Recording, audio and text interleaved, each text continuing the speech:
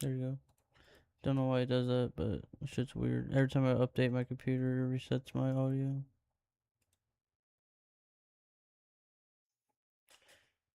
Okay. It should be able to hear.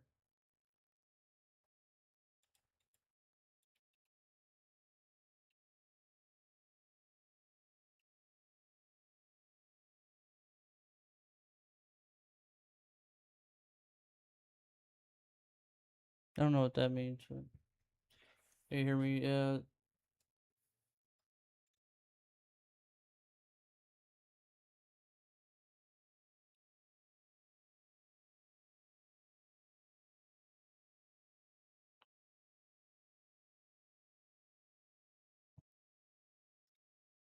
Which one did you want me to watch last time?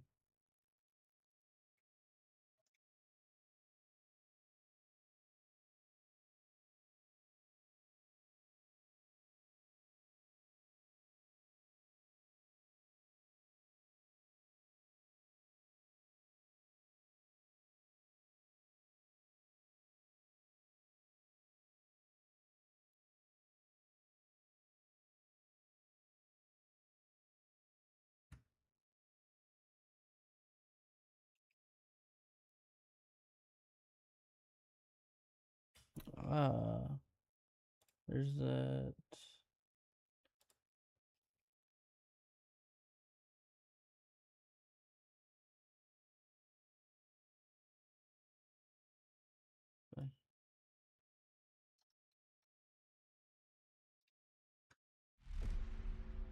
Daniel just bought ecstasy on Hansa. It's one of the largest darknet. Can you hear it? I can't hear it.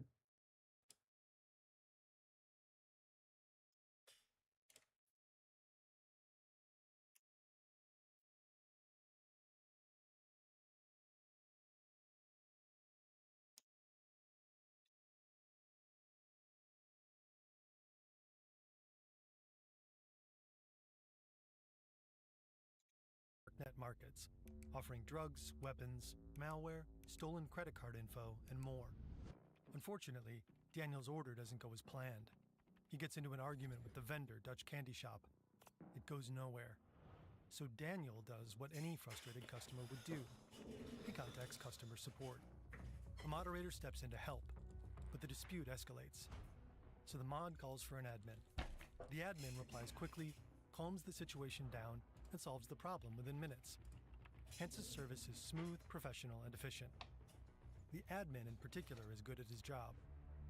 But he's even better at his real job, working undercover for the Dutch police's high-tech crime unit. They've successfully infiltrated Hansa's servers and taken over operations. Unbeknownst to anybody in the digital underworld, they're dismantling the site's promises of anonymity, identifying vendors, reading supposedly encrypted chats, and tracking their home addresses. But all it takes is one wrong message, one small mistake, and they could realize he's a fraud. This is the story of one of the boldest international police investigations of all time, likely the largest trap in darknet history. This is Operation Bayonet.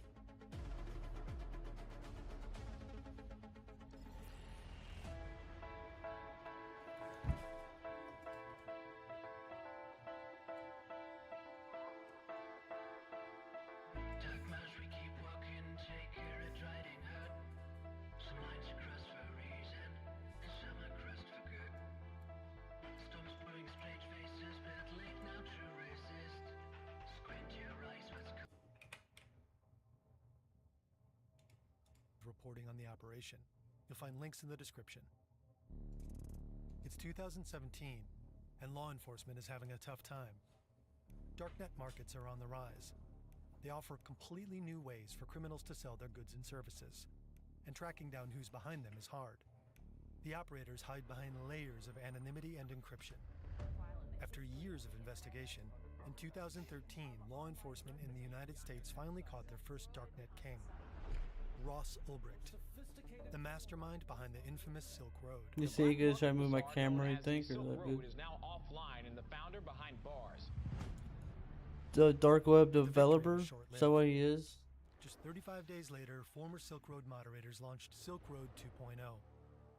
When old kings fall, new ones rise. The Oh, number of darknet markets exploded. AlphaBay appeared in 2014, and it grew exponentially. About a year after its launch, the site claimed it had over 200,000 registered users and 40,000 vendors. Now, it processes more than $500,000 in transactions every single day. AlphaBay is bigger than Silk Road ever was. Its operator, Oh, what the Alpha02, is fuck? crowned the new king of the darknet. A global manhunt ensues to bring him down. We covered that story in one of our first videos in this channel. Team of U.S. investigators arrives at Europol headquarters in The Hague. They're here to meet with other law enforcement agencies. They share updates on their investigations and make sure no toes get stepped on. The Americans kick things off. They're in a good mood. The team believes they've found AlphaBay's server and its operator. All clues point to Thailand. Now they're about to make their move. You might have noticed, we got reenactments now, just to step it up a notch. Organizing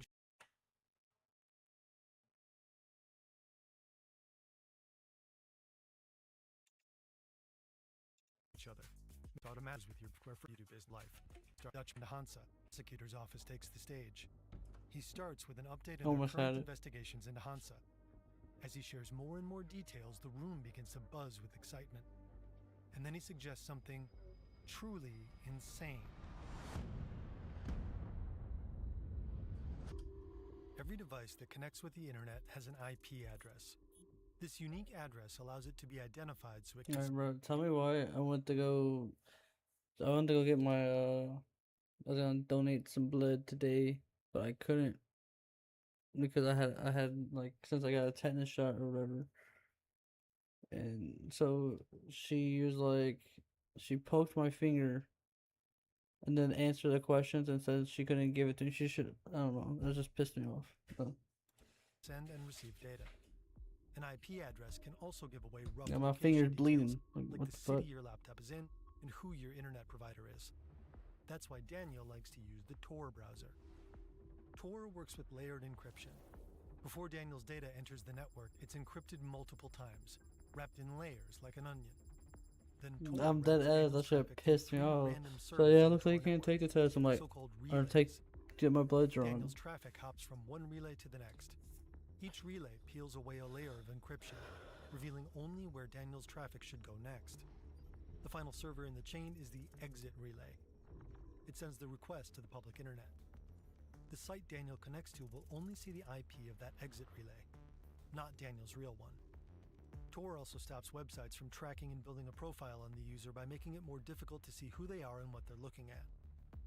When he closes the browser, its cookies and history are automatically wiped. Sites can also be hosted within the Tor network. They use special .onion domains and are only accessible over secure Tor connections. The anonymity Tor offers is crucial for journalists, activists living in authoritarian regimes, and whistleblowers. But it's also great for users like Daniel, who want to buy drugs or other illicit goods, and for the people selling them. Darknet markets usually take even more precautions. Along with Tor, users and vendors communicate via encrypted chats and use relatively anonymous payment methods like crypto.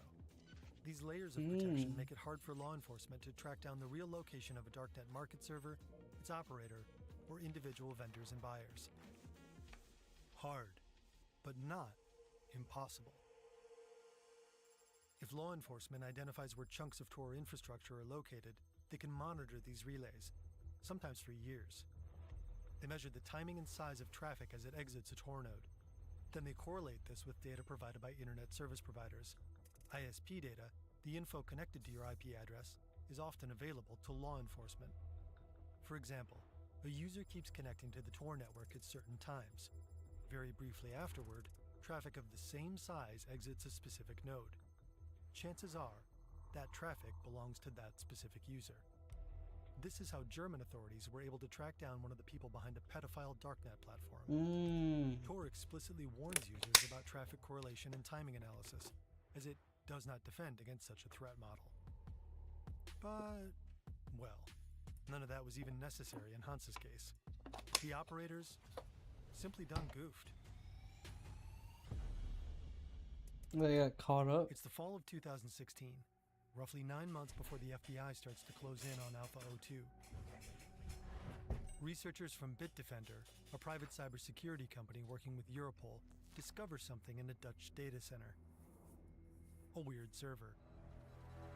It looks like it's used for staging.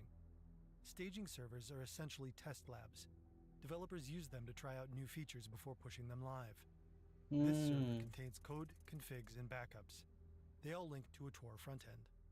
It seems to be used for a darknet market. But unlike the darknet market it appears to belong to, it isn't concealed. The server isn't hidden in the Tor network.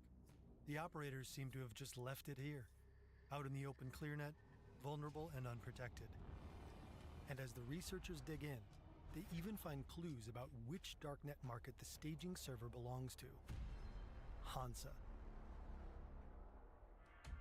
To this day, Bitdefender has never disclosed how exactly they found the server in the first place. Is Hansa like a company or some shit?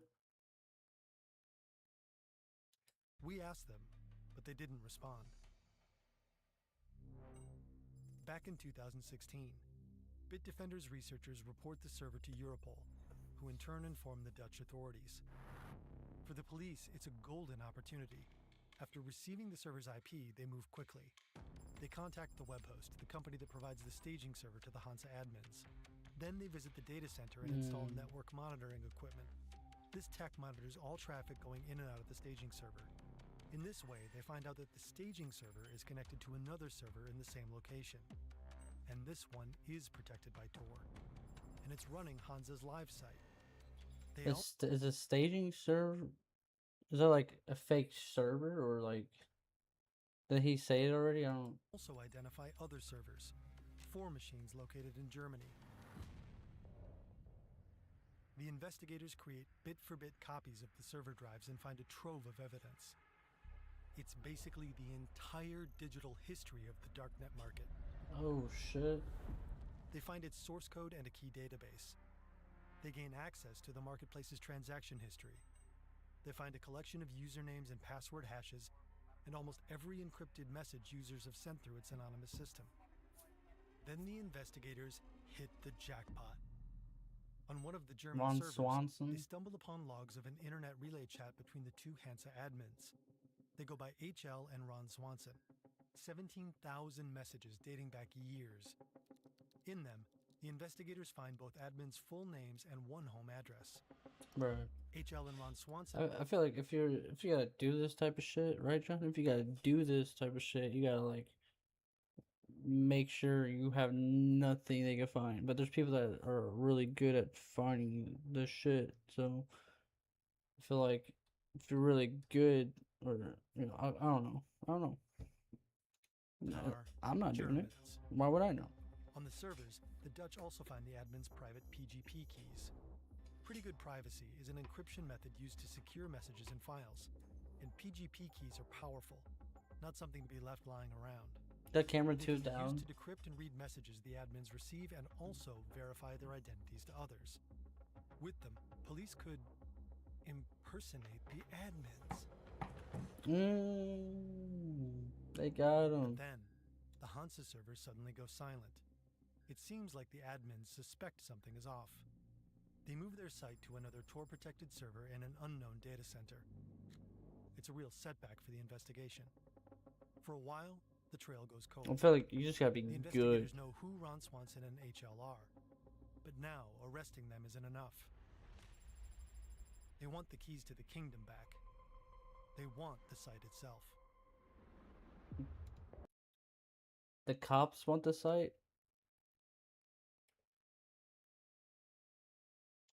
In their old chats, the 2 admins mention a Bitcoin address.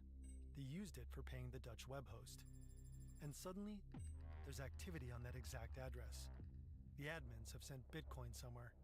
Using a tool called Reactor, Dutch police trace the transaction to a Bitcoin payment processor called BitPay. The company lets users spend crypto on regular goods and services. And it has an office in the Netherlands. Bingo. Dutch police sent BitPay a legal demand to disclose more information about the transaction. The company has no choice but to reveal the recipient. Turns out the Hansa admins used BitPay to pay for servers in Lithuania.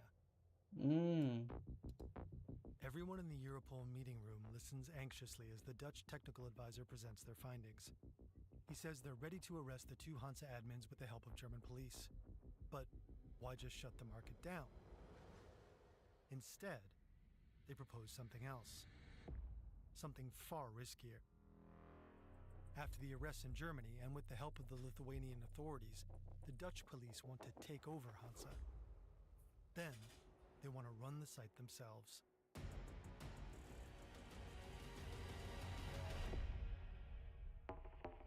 First, the Americans would take down Alphabay. As usual, users and vendors would jump to another major market, such as Hansa. They would simply continue buying and selling their drugs, weapons, hacking tools, etc.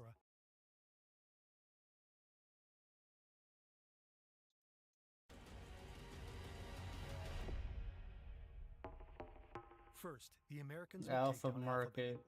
As usual, users and vendors would jump to another major market, such as Hansa. They would simply continue buying and selling their drugs, weapons, hacking tools, etc., believing everything was business as usual. But now the cops would control the market. A giant No, I need to like. honeypot. Can I fix that? The meeting room fills with chatter and doubt.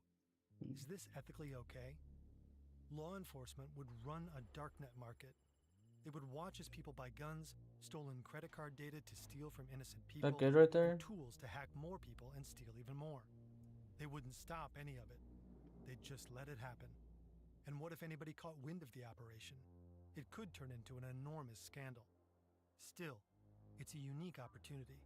No This could subtitles. fundamentally shake users' trust in these markets. Are you really messaging a moderator? Or are you talking Push to the police? subtitles. Are you dealing with a trusted vendor? Or are you being tricked by the cops? Oh, so In the end, the FBI, the DEA, Europol, and the Dutch police collectively decide it's worth the risk. Time for Operation Bayonet. bayonet, they Step say. Arrest Alpha 02. On July 5, 2017, Alpha 02's time has come. Authorities have hunted him for years, ultimately identifying him as Alexandra Kaz.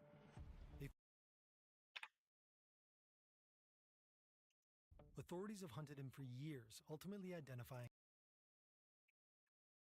Alpha 02's time has come. Authorities have hunted him for years, ultimately identifying That's not him. I don't know who that guy is, but that's not him. him as Alexandra Kaz. They've tracked him to his villa in Bangkok, where he and his wife live a life of luxury. And, crucially, the laptop he uses to log into Alphabay is here. So they come up with a plan. A gray Toyota Camry enters a dead-end street and heads toward Kaz's house. Behind the wheel is a Royal Thai police agent in civilian disguise. She tells the security guard she took a wrong turn. Then she tries to back up, deliberately causing a minor accident. Kaz hears the bang in front of his house. He grabs his phone and rushes out. It's a mistake. He's swarmed by several officers. He tries to dash back inside, but it's What too the late.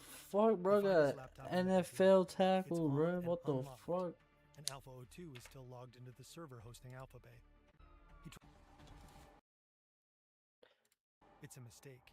It's a mistake. Bro just Several got officers. sacked. He tries to dash back inside, but it's too late. They find his That's laptop in the fucked bedroom. up. It's on and unlocked. They ran a play on his Alpha 02 ass is for still real. logged into the server hosting Alphabay. They dig through the laptop and uncover multiple passwords for the Alphabay website and its servers.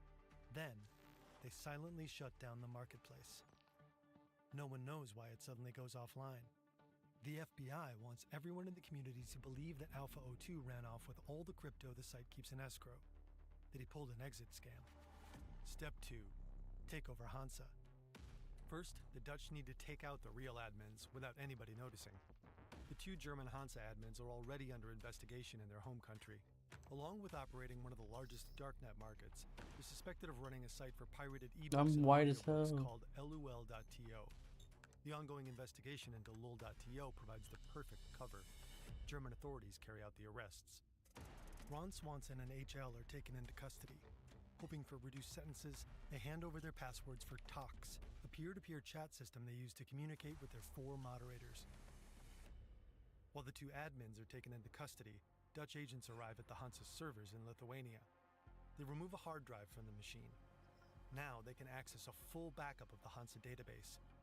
The agents duplicate everything in their own computers, every digital component of the market.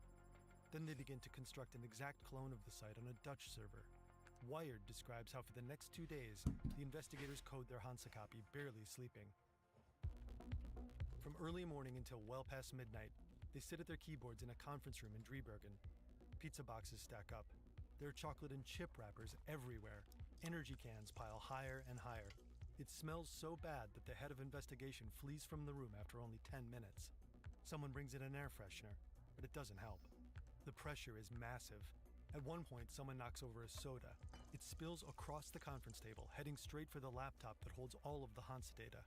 One of the agents lunges for it and saves it just in time. Later, a single typo in a command smells so bad that the head of investigation flees from the room after only 10 minutes. Someone brings in an air freshener, but it doesn't help. The pressure is massive. At one point, someone knocks over a soda. It spills across the conference table, So he heading got straight for this the laptop that story? holds all of the Hansa data. One of the agents lunges for it and saves it just in time. Later, a single typo in a command brings the site down. So For a bro, few they long, just did terrifying that minutes, shit. panic fills the room.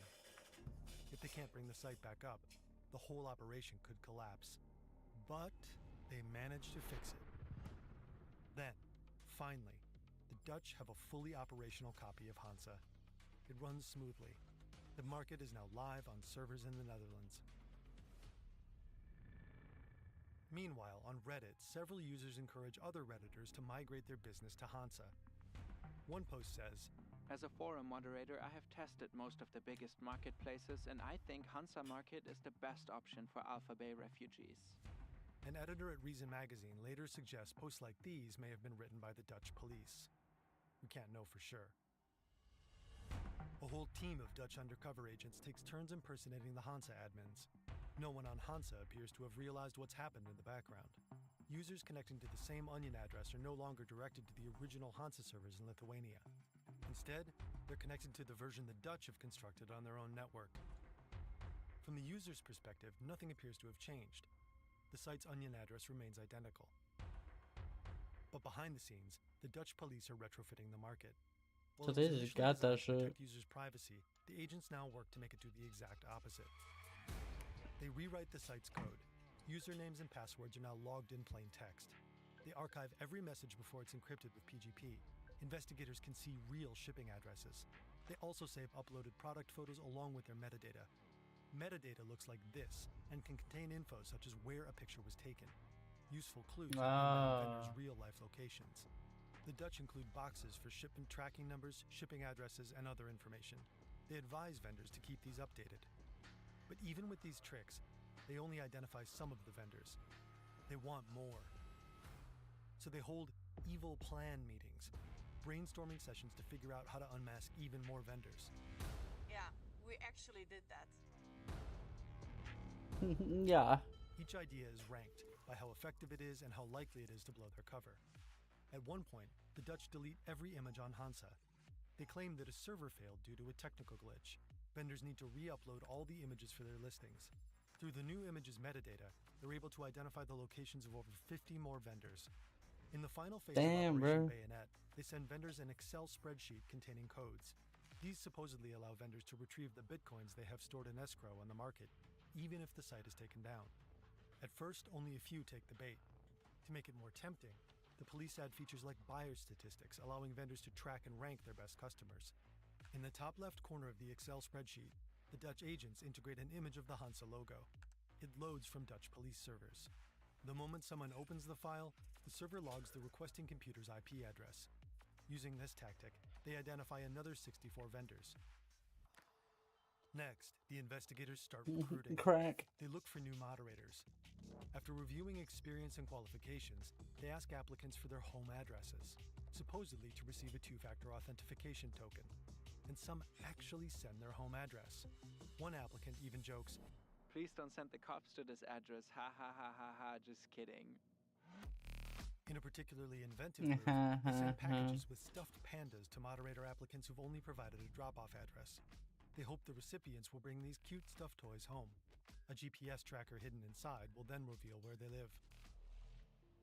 The Dutch team How many has been did they running Hansa do? for 27 days now, and they still have more ideas, more tricks up their sleeve.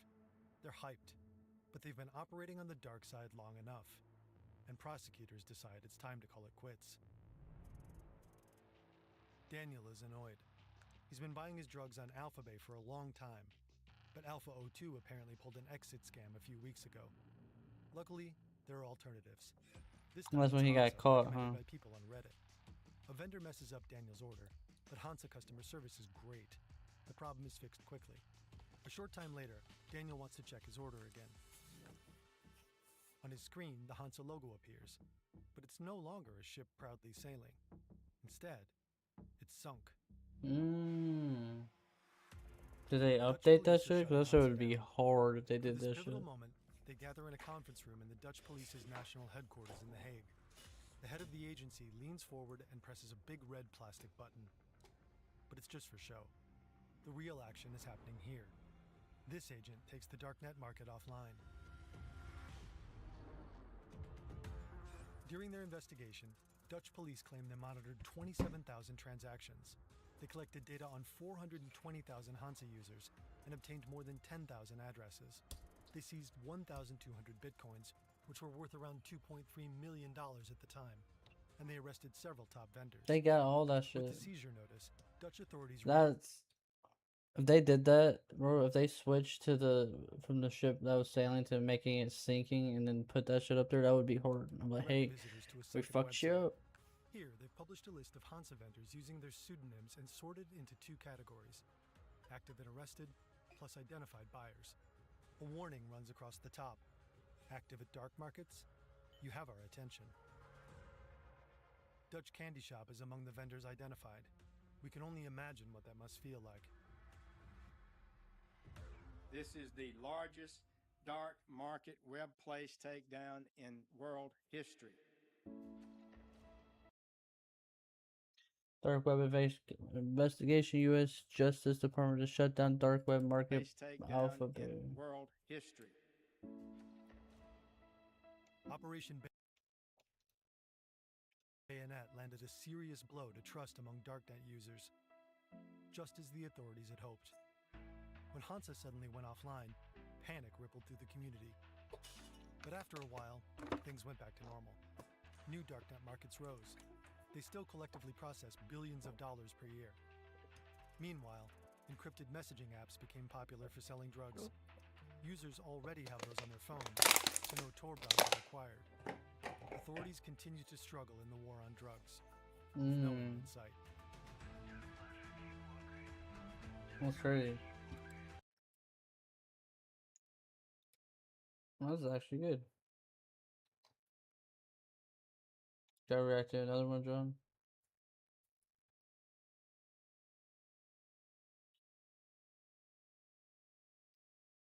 That's fine. Is that what you said? Infiltration of the dark web. We just watched that. That was a good one.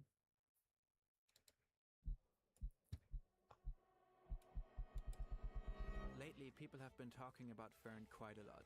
Fern is the fastest growing documentary channel on YouTube. University Is this channel called Fern? Who is making these videos and how? So we decided to tell our origin story and to give you a look under the hood. We'll walk you through the 500 to 1,000 hours it takes to make a Fern video, and we'll give you a peek Damn. at what we're planning to do next.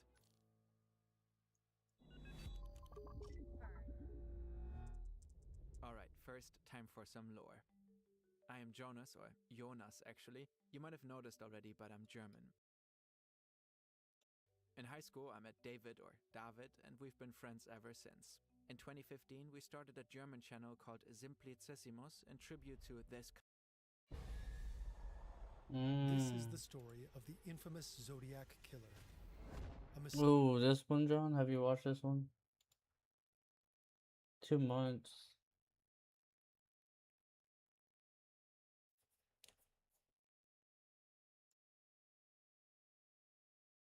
The fact that Zodiac Killer most likely saw the 2007 movie is crazy.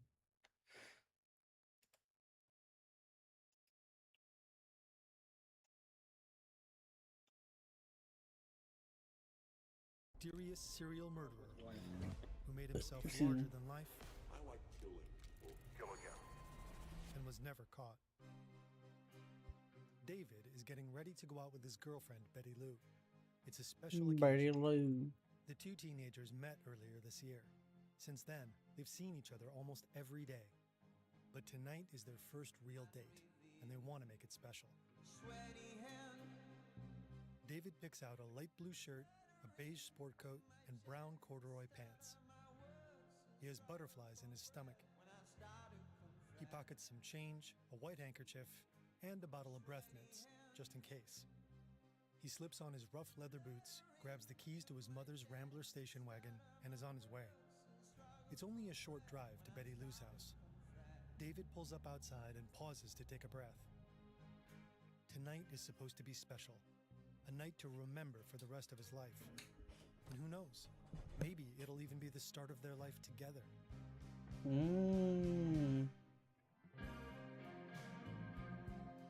Betty When Lou. David sees Betty Lou, the world stops for a moment. He even forgets how nervous he is. He helps her into the car, and the pair drive off. Their parents think they're going to a Christmas concert, but they're actually headed somewhere else. To a quiet turnout just off Lake Herman Road. The spot is popular with young couples in Vallejo. It's a secluded space to enjoy some quality time away from their parents and siblings. Betty Lou leans against David's shoulder. Tonight belongs only to them. We both keep on killing time. About an hour later, a pair of bright headlights cut through the darkness. A second vehicle is slowly rolling toward them. It pulls up right next to the Rambler. Suddenly, shots are fired straight into David's car. In a panic, the teenagers scramble out the passenger side door. But David only makes it as far as the passenger seat. Their attacker reaches through the open driver's side window, aims at a spot That's behind fucked up. David's left ear, and pulls the trigger. Betty Lou has made it several meters away from the car. She's running, hurried and desperate, and her That's breathing is fucked up. shallow and frantic. The stranger is right behind her. There's no way she can escape him. She screams, piercing the quiet night air. Then, 5 shots ring out.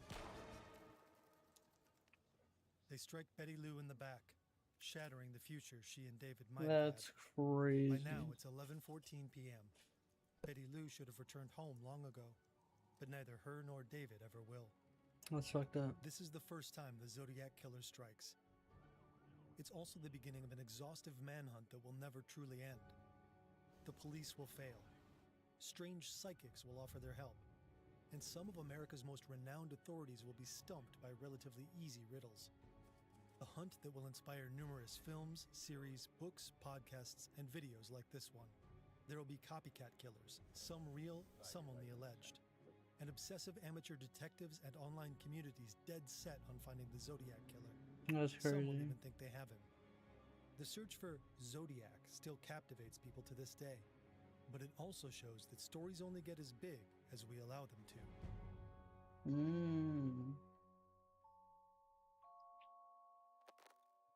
This video is largely based on the book Zodiac by Robert Grace. Bro will get you. As always, you'll Oh, find a not link me. and all our sources in the description. The newsroom of the San Francisco Chronicle is buzzing with life. It truly is. And right now, active leaf to your wall. At the max swapping Pieces. it's for 1%. Every morning they come together, and the Chronicle's publisher have gathered for their daily editorial conference. Every morning they come together to plan the next day's edition. They discuss what's happening in San Francisco and the rest of the world, and they decide which topics their columnist Temp and Al should cover in their editorials. Meanwhile, Robert is drawing. He'll do 6 sketches now. Later on, he'll ink one of them, and that'll be tomorrow's editorial cartoon. Suddenly, their routine is interrupted by another employee who delivers a mysterious envelope. The front reads, "Please rush to editor." Inside is a letter and a sheet of paper filled with cryptic symbols. The letter begins with the words, Dear editor, this is That's the creepy, murderer of bro. the 2 teenagers last Christmas at Lake Herman, and the girl on the 4th of July near the golf course in Vallejo. The message contains detailed information about the murders committed in the Bay Area in the That's previous creepy. months. Things only the killer could know. And there's a threat. If you do not print this cipher by afternoon of Friday, the 1st of August, I will go on a kill rampage Friday night. The four men don't know what to do. Publishing the cipher in the letter might produce more than just a front-page headline. It could send the city into a panic, maybe even the entire region. The murders mentioned in the mysterious letter have already put the Bay Area on edge for months. First, David and Betty Lou were murdered. Then, just a few weeks ago, there was another attack. I was tempted. Darlene Farron is a waitress at Terry's restaurant. It's a classic diner, serving waffles, fried chicken, and pie. Every Friday, They try to catch me, bro. Saturday, and Sunday, Darlene works the late shift until 3 in the morning. She's friendly, talkative, and extremely popular with customers. People even line up to have her wait on them. Did they ever find the Darlene Zodiac just killer? gave birth to her daughter, Dina, and she and her husband purchased a small house in Virginia Street. But she doesn't seem entirely happy. It's an open secret that she sees other men. While she's out, her husband or a babysitter stays home with Dina. Friends will later recall that she seems exhausted, nervous, and scared. She thinks she's being watched. In her own home, just steps away from the sheriff's office. That's And crazy. here, at the diner. She says she's seen a white car with old California plates outside the restaurant. In recent weeks, her sister and her friends have noticed a similar car. Darlene thinks she knows who it belongs to. This stocky, well-dressed man. He wears horn-rimmed glasses and smells of leather. Darlene says she knows him, but no one will ever find out from where. The man sits at the counter eating strawberry shortcake and pretending to read a newspaper. But he never really lets Darlene out of his sight. Alright, bro. It's the 4th of July. Picks up her friend Mike Majot and confidently steers her 63 Corvair through the festive town, despite not having a driver's license. She met Mike and his twin brother at Terry's diner. Over time, the three became friends, and the twins became rivals for Darlene's affection. They would fight over driving her to work or doing her washing. At some point, Darlene and Mike notice they're being closely followed. The other car looks like it could be a Ford Falcon. Darlene keeps trying to shake it, but she can't. The car gets closer and closer. Finally, it forces Darlene's car into a parking lot near a golf course in the outskirts of town. Then it speeds off. For a brief moment, Darlene and Mike think they're safe. But just minutes later, the Falcon returns. The driver seems to have changed his mind. Mike and Darlene are hit by a blinding light. A man Drive gets out of the away, car and bro. walks toward them. He's holding a large flashlight in his hands. Mike thinks the man is police. Maybe Darlene knows him. After all, she's been seeing men who work at the sheriff's office. But before he can even What a pull out his ID, bitch. the roar of a gunshot fills his ears. He feels blood running down his face. Darlene collapses onto the steering wheel. 2 bullets hit her right arm. 2 more hit her left. Then 5 more hit her in the back, piercing her lung and the left ventricle of her heart. Frantic, Mike claws open the door and topples out of the car. Later on, the police will find him here, bleeding from the neck and cheek, his jaw shattered and a hole ripped through his tongue. A concerned neighbor reports the gunshots to the police, and officers Rust and Lynch are sent to the scene shortly after. The 2 men take their time. Rust doesn't see any urgency. It's the 4th of July and there's kids out there shooting firecrackers. But he's wrong. Not acting on the call immediately is a mistake. If they had, the shooter probably would have driven right by them. Shortly after, a man places a call to the Vallejo Police Department. His voice is even and consistent. His words sound rehearsed. I want to report a double murder. If you go 1 mile east on Columbus Parkway to the public park, you'll find kids in a brown car. They were shot with a 9mm Luger. I also killed those kids last year. Goodbye. Then the man hangs up. Pacific Telephone will later trace the call to a public payphone. The booth is what the located right fuck? in front of the Vallejo Sheriff's Office. It's also within But sight of it Darlene's little didn't. greenhouse. Darlene's friends and family also report having received That's strange so calls that night. fucked up. All they could hear was deep, heavy breathing. At the hospital, Darlene is declared dead on arrival. Mike pulls through. And it won't be long until the killer strikes again.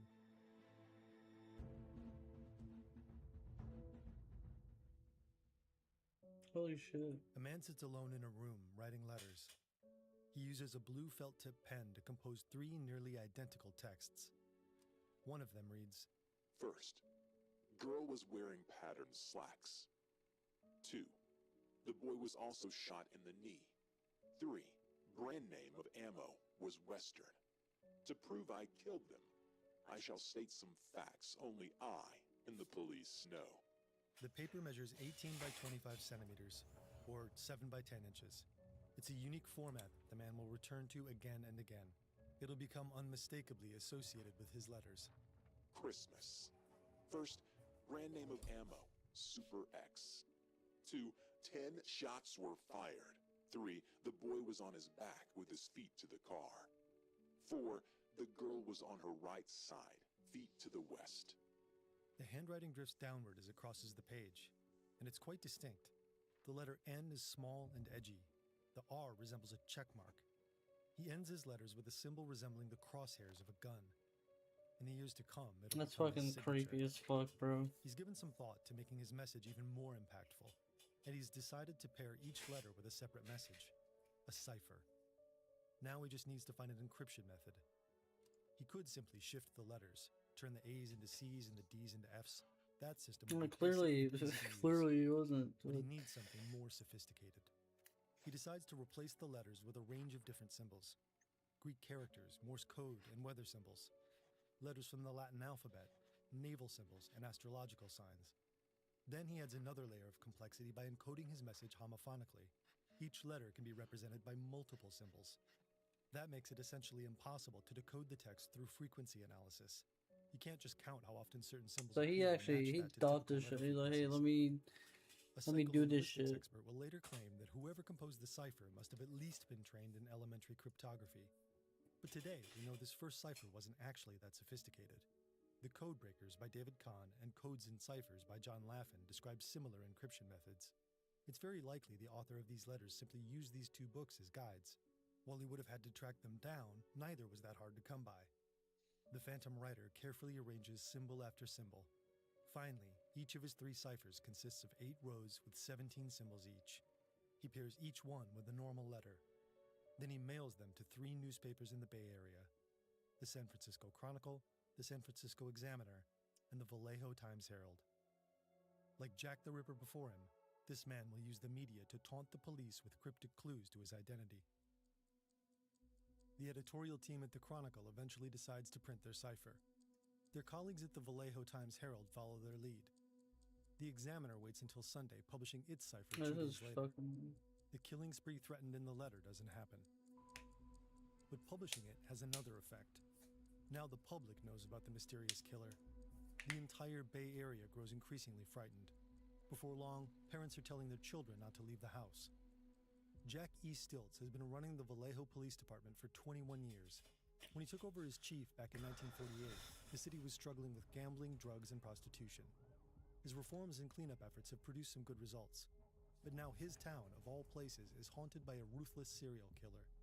A man who Stiltz thinks is killing just for the thrill of it, who he describes as the most dangerous individual he's ever encountered in his 30 years in law enforcement. A few days ago, Stiltz publicly called on David, Betty Lou, and Darlene's killer to send another letter, one with more details, proving it was really him who did it. The response comes quickly in the form of a 3-page letter. Dear editor, this is the Zodiac speaking. In answer to your asking for more details about the good times I have had in Vallejo, I shall be very happy to supply even more material. By the way, are the police having a good time with the code? If not, tell them to cheer up. When they do crack it, they will have me. This is the letter where the killer names He's his just Zodiac. fucking around, The bro. word refers to the Zodiac circle of astrological signs. On the 4th of July, I did not open the car door. The window was rolled down already. The boy was originally sitting in the front seat when I began firing. When I fired the That's first shot at his fucked head, up. he leapt backwards at the same time, thus spoiling my aim. He ended up on the back seat, then the floor in the back, thrashing out very violently with his legs. That's how I shot him in the knee. I did not leave the scene of the killing with squealing tires and racing engine as described in the Vallejo papers. I drove away slowly, so as not to draw attention to my car. Stiltz admits the letter includes details that haven't been made public, but he's still not convinced. He thinks that knowledge could have been obtained from witnesses at the crime scenes. But soon, there will be even more victims. Brian Hartnell and Cecilia Shepard have been close friends since college. Today, they're driving out to Lake Berryessa. It's a beautiful spot surrounded by rolling hills. On a small peninsula, they lay down a picnic blanket and revel in the stillness. Near the water, the land drops off abruptly, hiding the shoreline. From Brian and Cecilia's perspective, it's impossible to see anyone approaching from that direction until they're already very close. And right now, someone is.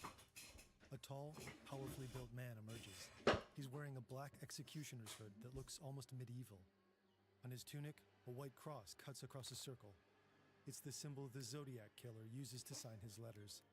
The man is carrying a knife with a 30-centimeter blade. With it, he stabs Brian and then Cecilia. Again and again, a total of 24 times.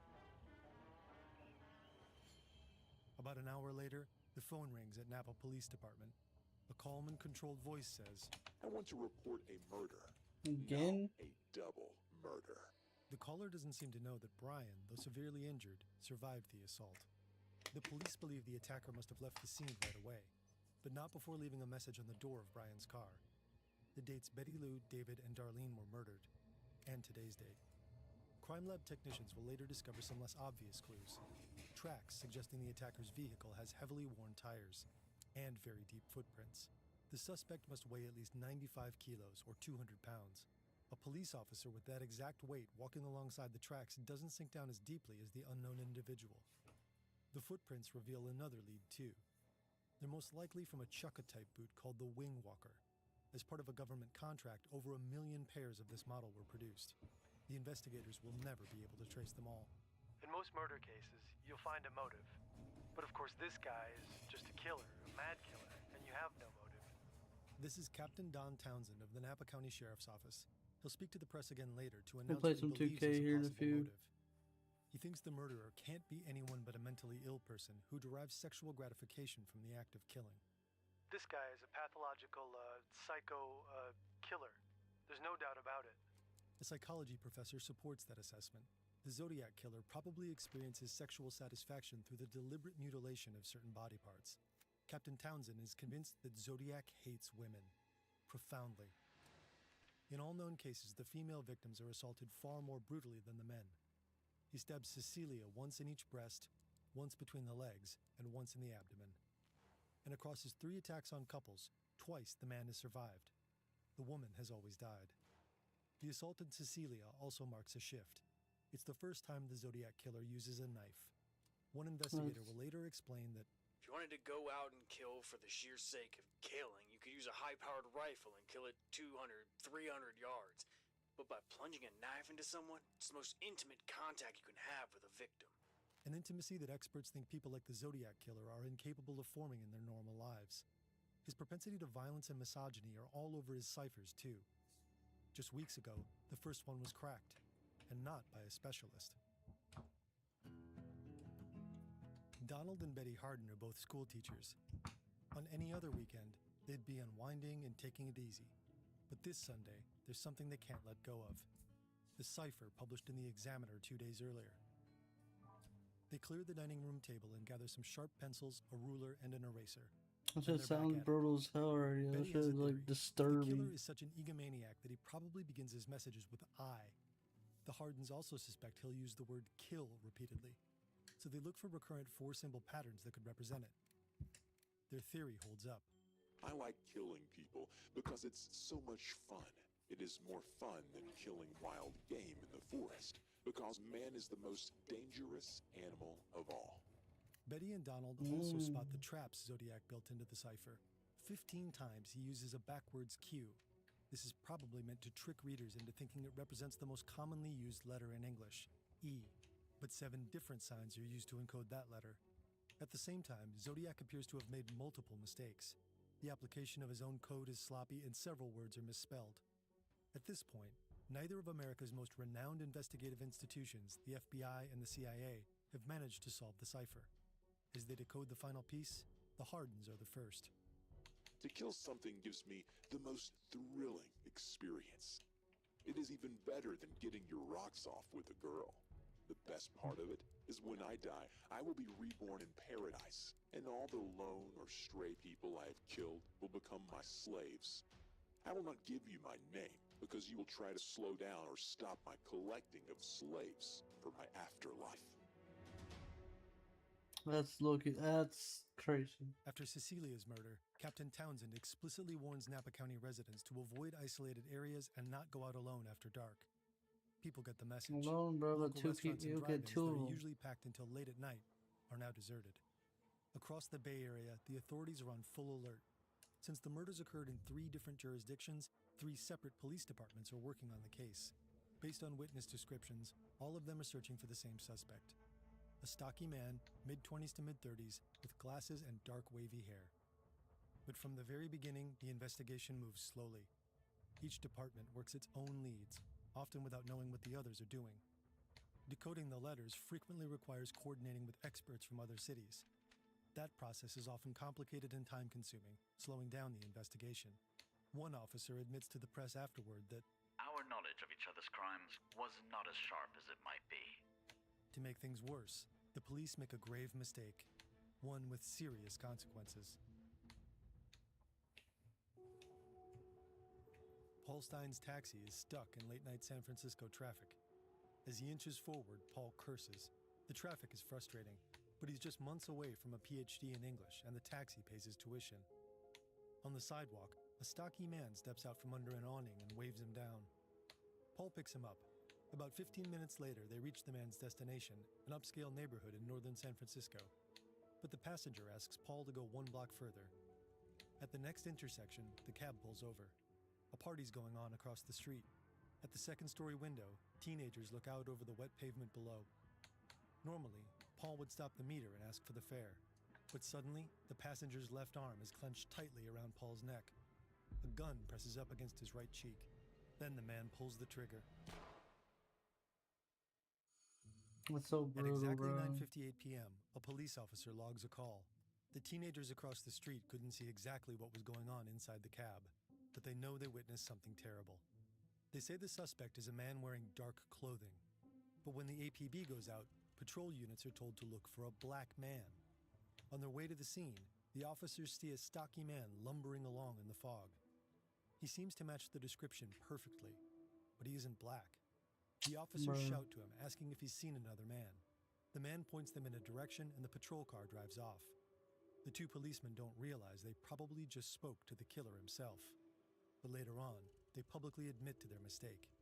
Back at the crime scene, detectives assume a robbery has gone terribly wrong. San Francisco has recently seen a series of attacks on taxi drivers. This one must have been the work of an amateur. It literally could have been him, but because that's crazy, bro. He's still wearing his expensive watch, and the killer left the scene dripping in blood. Shortly after, 2 experts from the crime lab arrive at the scene. They immediately look for latent fingerprints that may have been transferred to surfaces by sweat or the skin's natural oils. To render them visible, the experts need to dust the taxi's surfaces with gray or black powder. Once a print becomes visible, they carefully lift it with transparent tape to preserve it for analysis. Their meticulousness pays off. On the door, they find bloody prints from a right hand. Now they just need to compare these prints against those of the day's passengers and against police records. But the process is painstakingly slow. This is the 1960s, so there are no digital databases. Fingerprints are stored on paper cards. Every comparison requires hours of concentrated manual labor. Specialists known as dactyloscopists first look at general patterns like arches, loops, and whorls. But what really matters are the tiny details that make every print unique. Ridge endings, bifurcations, tiny dots, crossovers, and spurs. In the end, there's no match. The police are baffled. There are now 5 victims, and still no trace of the killer. Wait, do you think they could find him now with all that stuff? Like, not since he's probably dead, most likely. But I'm saying, Like if they were to put his fingerprint into the thing, you think, or The Chronicle receives another letter. This is Zodiac speaking. I am the murderer of the taxi driver over by Washington Street and Maple Street. To prove this, here is a blood-stained piece of his shirt. Before this, investigators hadn't considered the Zodiac Killer a suspect in Paul Stine's murder. The crime just didn't fit his known pattern. Paul was alone. The attack happened in the middle of a residential area, not a remote lover's lane on the outskirts of town. And the killer only fired a single shot. But the bloody piece of Paul's shirt seems to prove it. In case the Chronicle considers not printing it in its entirety, the letter also contains a terrible threat. School children make a nice target. I think I shall wipe out a school bus some morning. Just shoot at the front tire and then pick up the kiddies as they come bouncing out. When the paper publishes the letter, the Bay Area is hit by another wave of panic, the biggest one yet. People were already living in fearful, uncertain times. The 1960s are tumultuous, marked by political assassinations, the Manson murders, and the Vietnam War. And for the first time, the public can watch most of it unfold on color TV. Thousands frequently take to the streets in the Bay Area's major cities. There are anti-war demonstrations, sit-ins, and protest marches.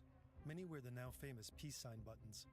In one of his later letters, the Zodiac Killer will sarcastically demand protesters start wearing his symbol instead. At a moment when many people desperately hope for peace, the Zodiac Killer attacks society from within by threatening the most vulnerable target of all: children.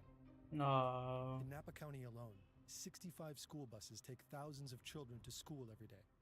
The vehicles cover a daily total of 7,000 kilometers.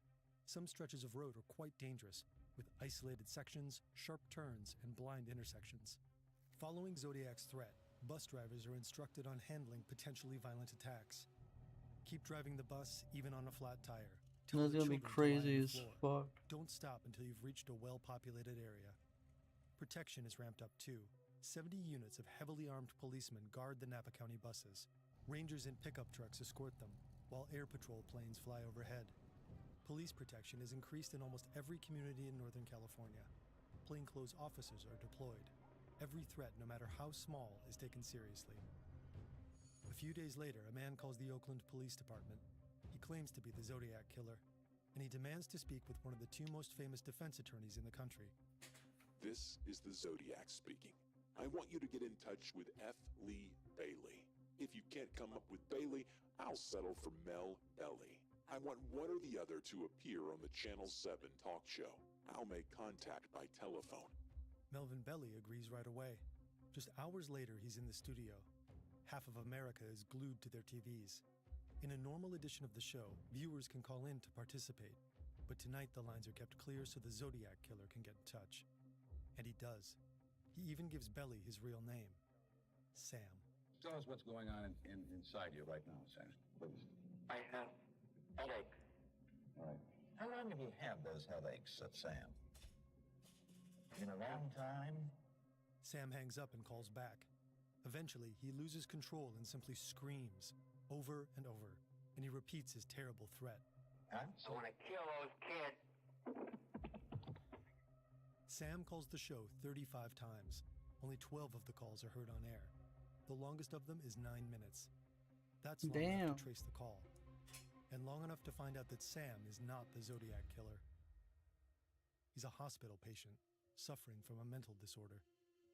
That's crazy. Shortly after, the Chronicle receives 2 new letters from the real Zodiac. Inside the first envelope is a greeting card. On the front, it says, Sorry, I haven't written, but I just washed my pen.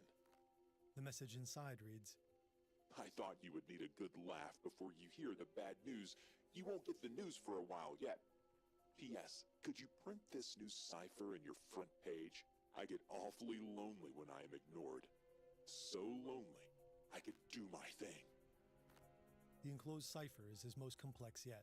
It's composed of 340 characters, and it won't be solved for 5 decades. December 3, 2020. 3 men sit at their computers on different sides of the planet. American software developer David Aranachak, Belgian computer programmer Jarl van Eyck, and Australian mathematician Sam Blake. For years, they've been collaboratively obsessing over the same mystery, the 340-character cipher the Zodiac Killer sent to the San Francisco Chronicle following the TV show. With his first riddle solved within a week, Zodiac must have made a bigger effort. His second cipher was almost certainly created with pen and paper too, but it proved complex enough to remain unbroken for 51 years. This isn't for lack of trying. Numerous experts have reportedly taken a crack at what has become known as Z340. The FBI, the American Cryptogram Association, Navy cryptographers, countless amateur codebreakers, and the NSA.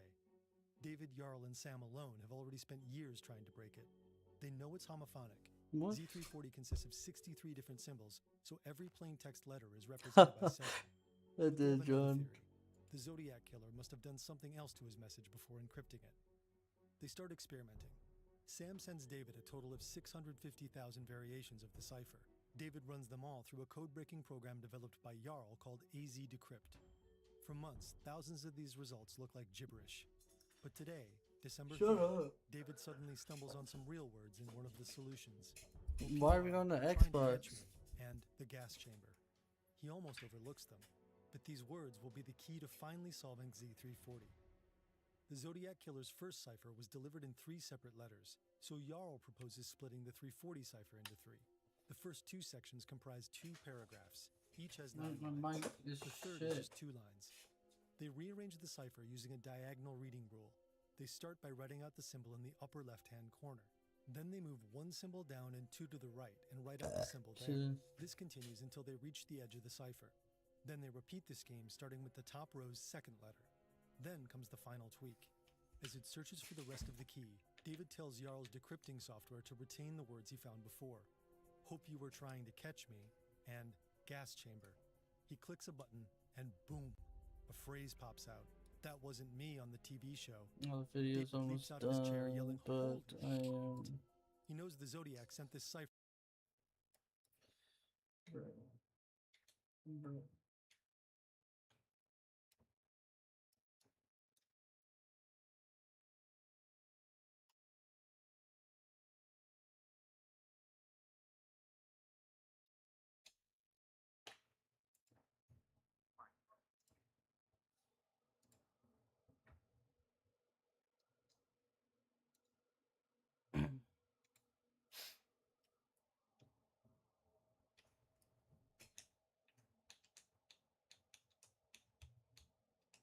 Huh?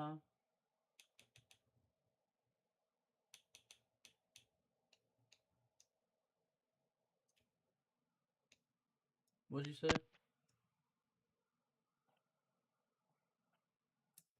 My mic doesn't work, bro. That's what I said.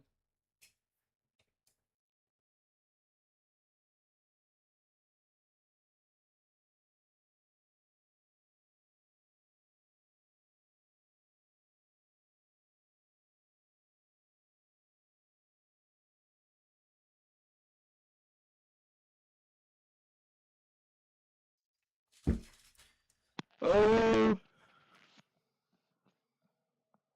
It's not even me, bruh.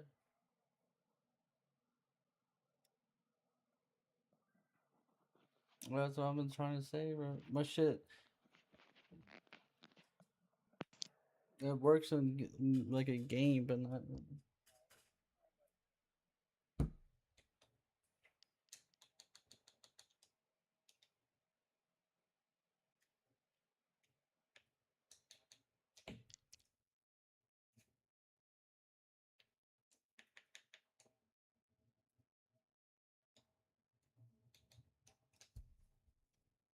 Alright, I'm gonna move. Finish.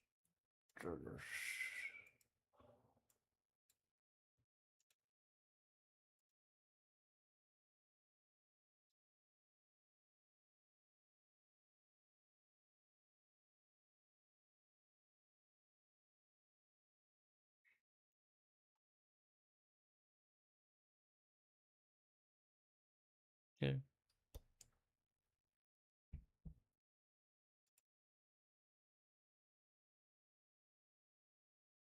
Yep.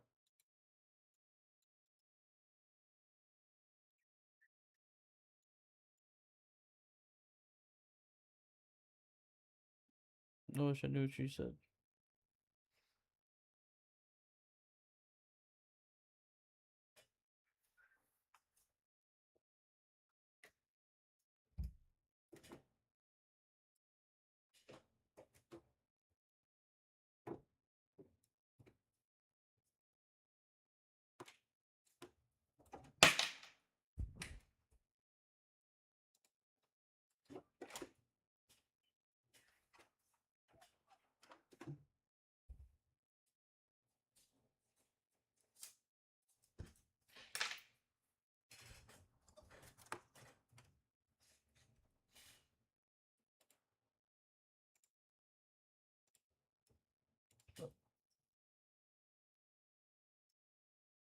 I don't even think you could hear the game, John.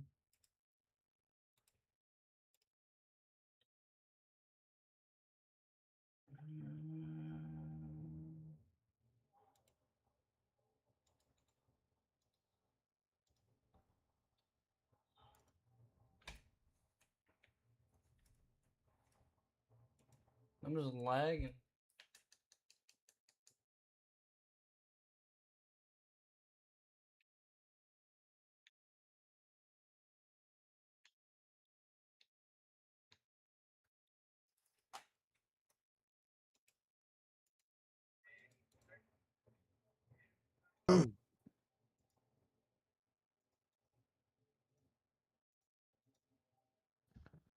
That was low-key a block. We don't tell him that. Wow. I'm lagging. Why does it?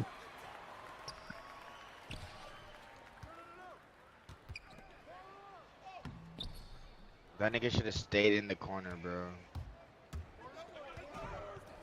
Why am I flopping? I mean, I wasn't even Yeah, fading, what? dude. I wasn't even. You're just fading. trash, my nigga. Okay.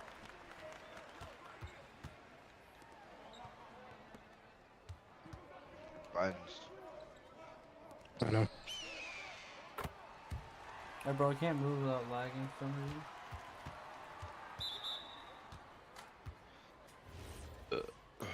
Nice.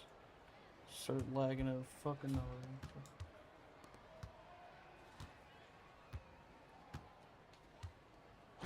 Bro. No, I didn't. I don't think so. Interception. Looking at it, boy. Alright, Mark. Bro, what is Sure, this shut- fucking... Whoever the fuck was in that corner passed up a wide open shot.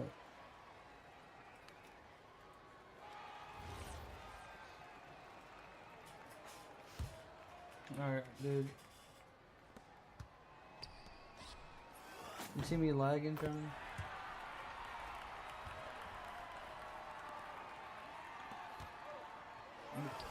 What?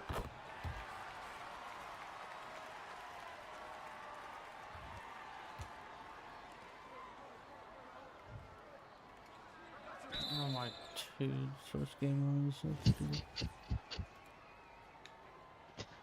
Bro. It's us. That AI.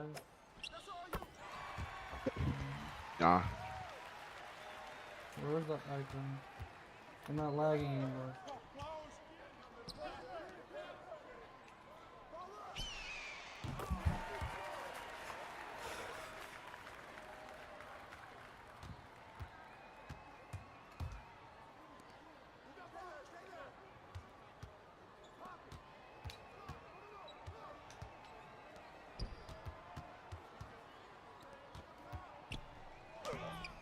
Oh, hell no. What the? Those standing dunk? Okay. I don't like my angle. And bum ass center, dude.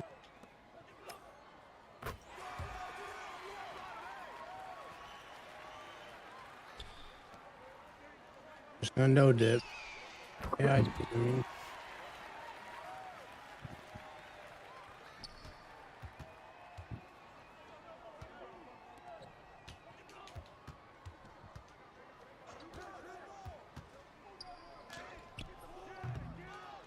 Yeah, bro. No, lag ruined my whole fucking shit. It's bad for business.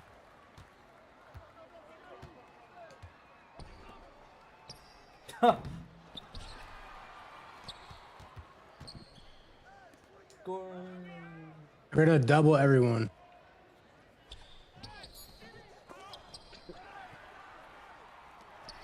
I'm restarting my game. I'm not playing against this dude. They're doubling everyone. Bro, fuck it, bro. Oh, because this dude's gonna fucking AI cheese the entire Double time. them. We double them.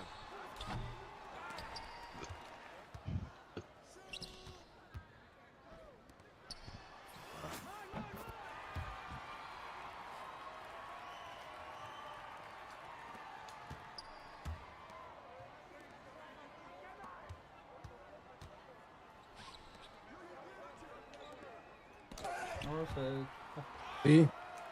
Fucking stupid. Oh yeah, lucky.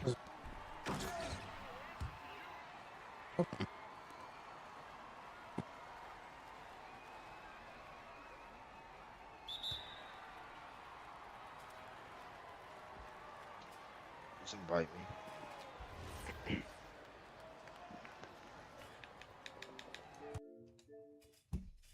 It's crazy though.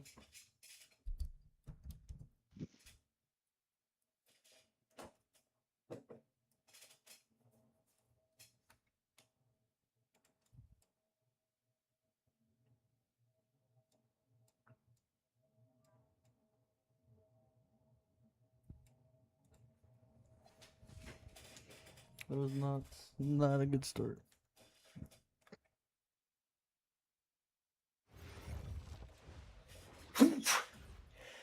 Look at my red plate. I'm just so good at the game now.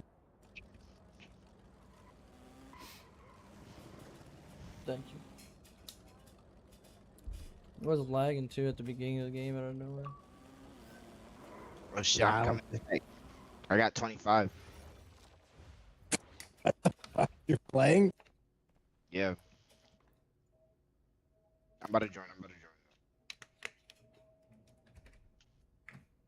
Oh yeah, I'm green. Down 2.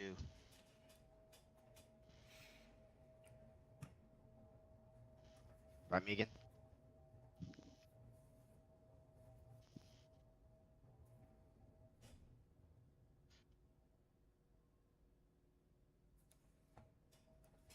I'll just say half.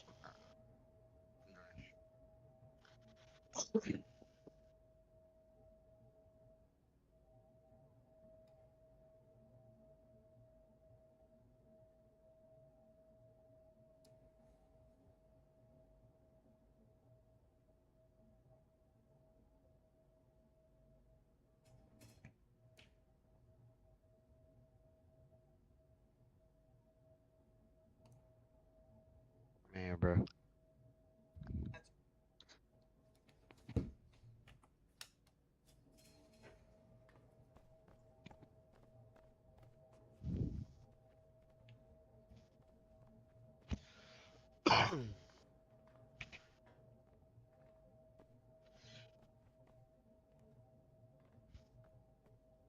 Y'all ready? Yep. Yeah.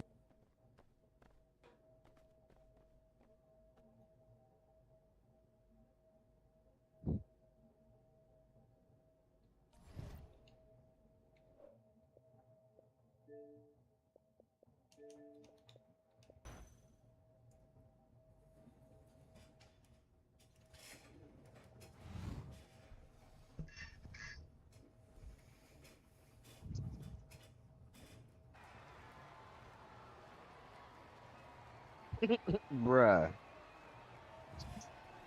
What? Oh, this video. No. You said what? No. Guess what? No. Guess what? No.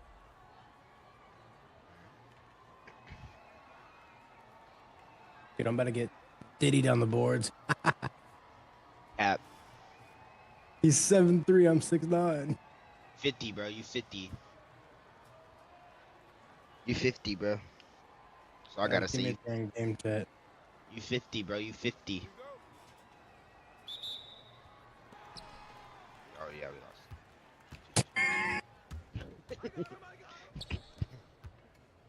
That's clamped.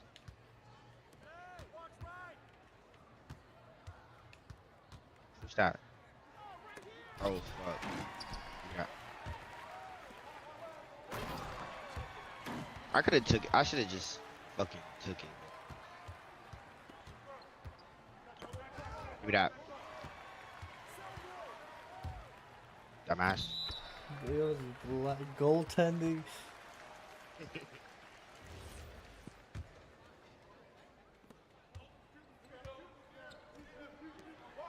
I literally got caught lacking. Oh fuck!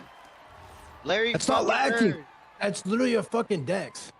Bro, why didn't you stick on your fucking? Why didn't you stick to Embiid, bro? Because it's a fucking red play. We're gonna play straight sweats. Who cares, my nigga?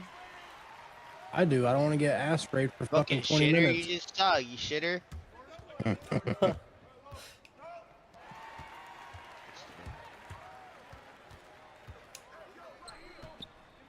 Look at that pass, though. Quit blazing yourself. Board. I let. Not your board. Put back. Not your putback. That's an 83 overall.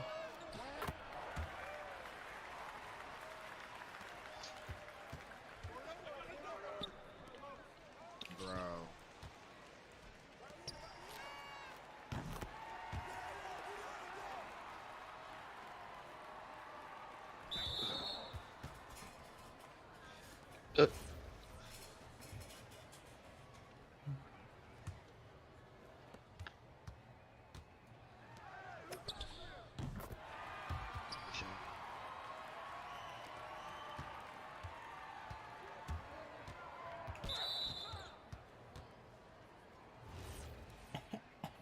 Does that look cool in the background, John?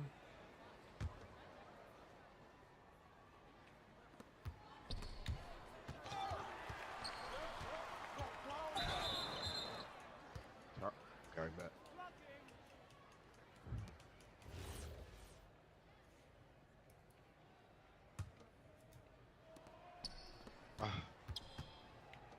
Oh shit. Bruh, wrong fucking button, bro. You can still see me though, right?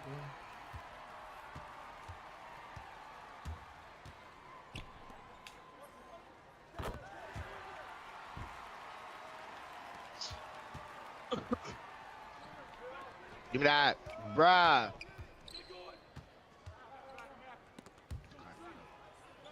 What? Wow, bro.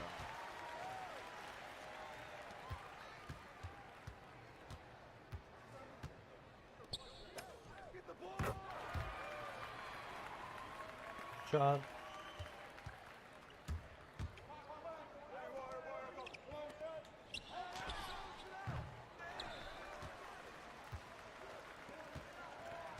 That bitch.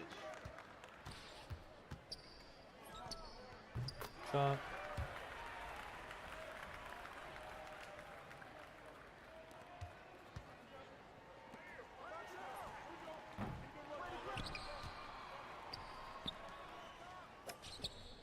Shot.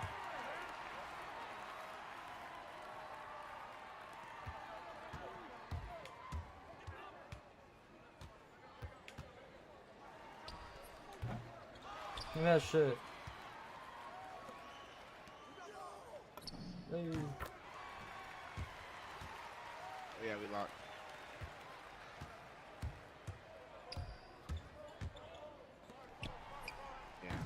Yeah. He thought he was me.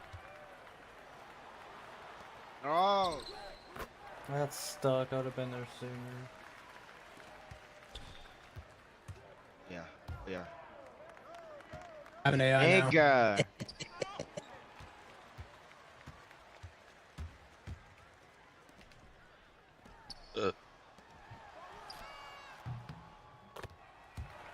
The big life. I know, I said that.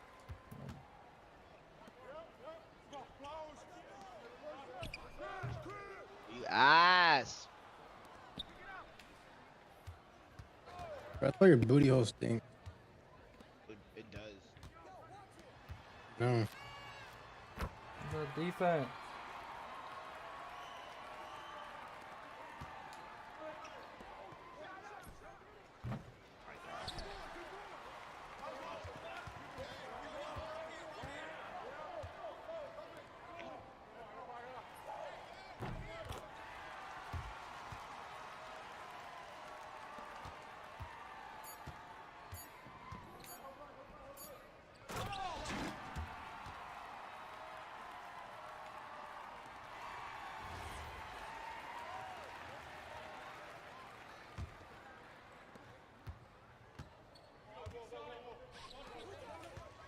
Man, this guy's stupid.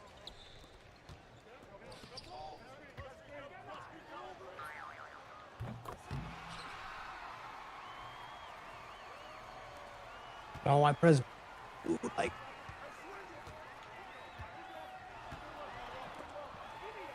Oh my fucking god, that's Dude, we have LeBron with Down syndrome. Damn.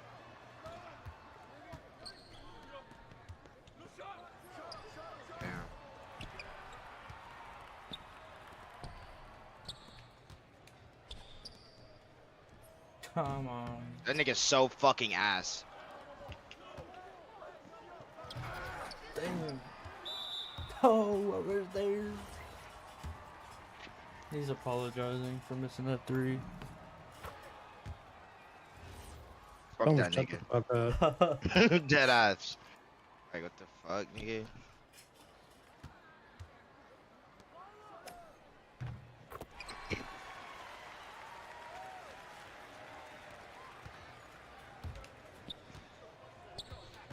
How the hell am I on this dude? What the fuck? I don't know.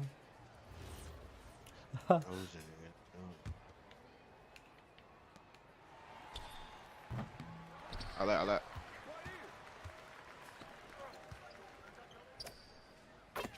From the D. Corner. Merle can't play defense. He's watching baseball shit.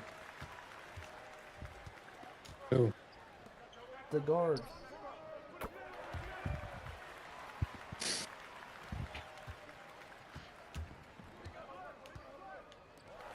He checked.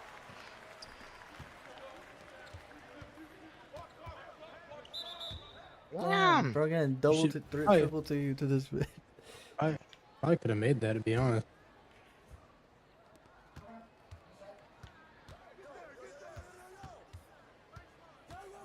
Yeah, corner. What? Oh, the hell no. What the? Damn. He's just waiting for him to come yell at me. It's crazy, so he said. That shit is funny. Me?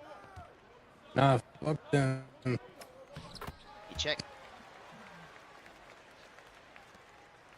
I'm like, No, you're pretty post cool. work. That was funny. It was so open. He did a whole go-to shot. Bro, look at my points and look at yours. Down syndrome LeBron. What'd I tell you? Did you just fart in the mic? No, bro. What are you talking about, bro? I just got Yes, your AI, big ass just yeah. your big ass just fucking farted in the mic. What the Oh, fuck are fat you bastard talking having about, ass. buddy? No, you're fucking Okay. drumstick, my nigga. Get in my belly, ass boy. What? You're fucking retard, bro. Oh, this is fucking Give me that retarded. fucking rock. Shooting from fucking Narnia, nigga. He's ready. Look at the shot selection of our point guard. Bomb There, wide open. man. I mean, our Hey. shooting guard. Hey.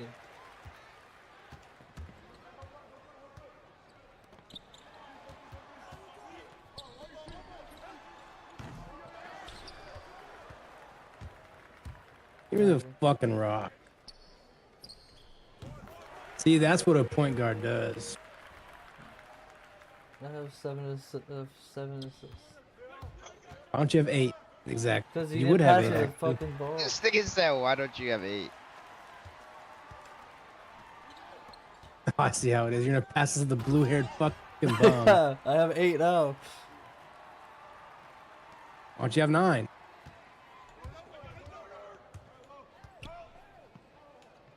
Give me the ball and I have a quadruple double up in this bit. That is just far from the truth.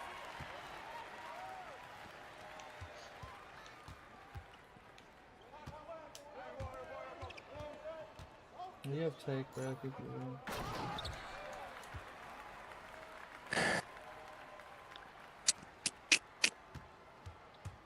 How do I not have like take yet, bro?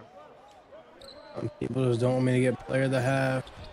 Damn. Yeah, you're not getting that shit, fuck nigga. Fuck nigga. There's no fucking way. You fucking asshole. I fucking hate you. I hope there's a grenade under your bed and it fucking gets ripped out tonight. I was about to steal it too, and you had to hit that shit.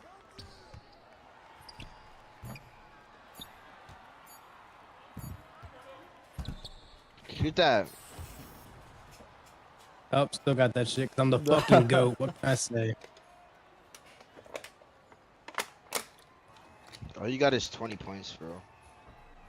You're welcome. I got 6 more than you. Sorry.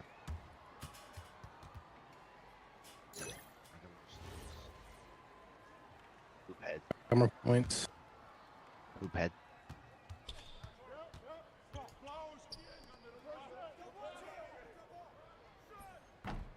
This motherfucker can't even AI cheese.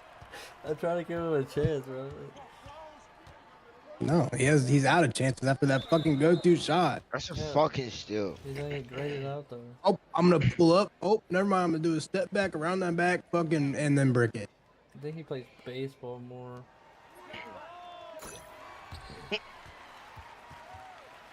Came from. Yeah. Hold on. Next time he shoots the ball, I'm calling a timeout.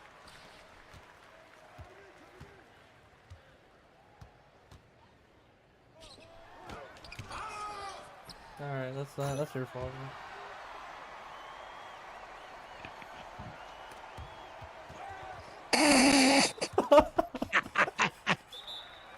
Bro, that was your fault.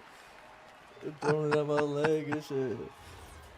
Ah, that's what you fucking get.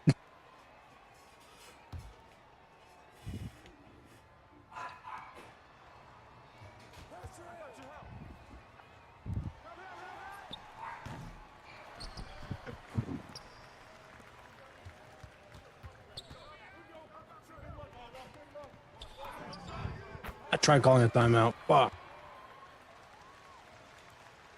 Looks like he finds it weird that people put their name as their gamer tag.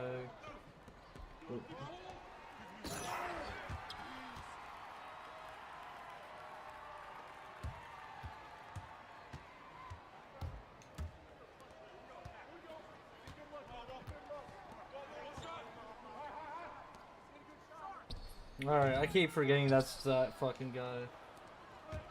I have an AI too, you know.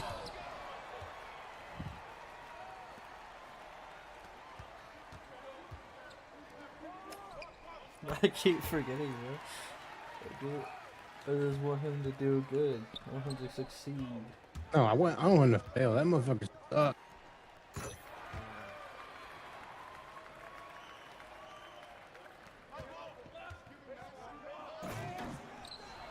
Court vision right there. Clean up all my hands. You double team this nigga. Yeah, he's getting called a timeout, dude. 3's better than 2, dumb fuck. Triple team this little nigga.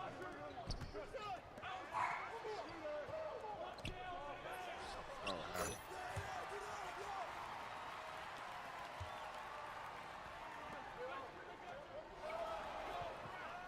Hey.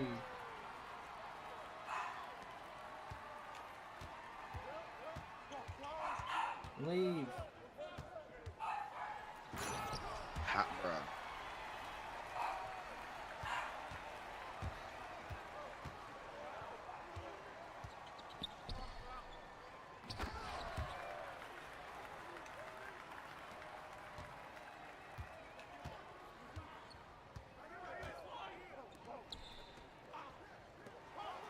Looks like he needs help.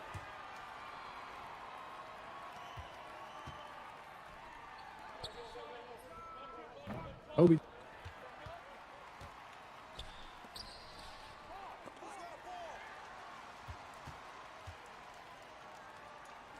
Hit me, I Fuck, hate you. bro. He passes to the one motherfucker. Can't be passed. And now we're losing.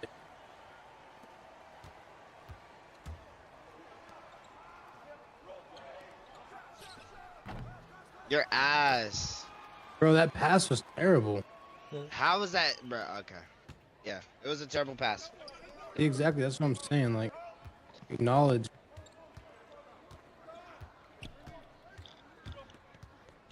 You just poop.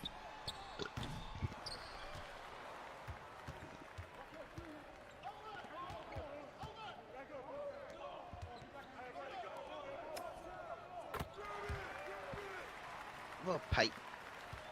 I think Lily Rice wants you, Demi. No, she wants you, nigga. She told me that before in class. No, she wants Sam. Nah, she want John John. Bro, you know John John hit that shit? You know John John? Yes. About to hit you if you don't pass the fucking rock. Bro, that nigga like really fucked that shit. A sped nigga. G Money Alexander, dude. Zach, I know Zach hitting that. Probably. Yeah, me too.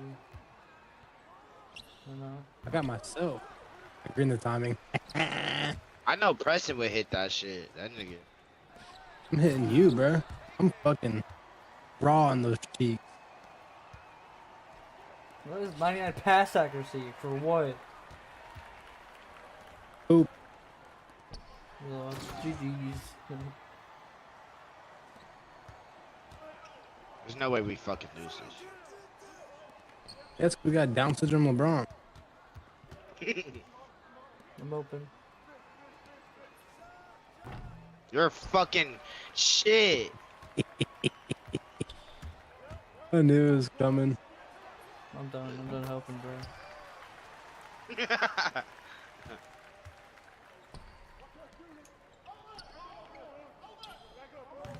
Like I said, Down syndrome LeBron, dude.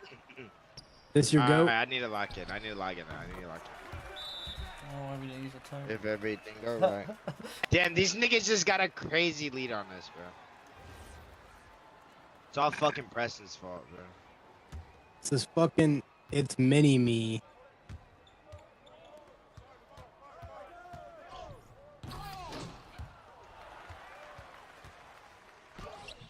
Oh my.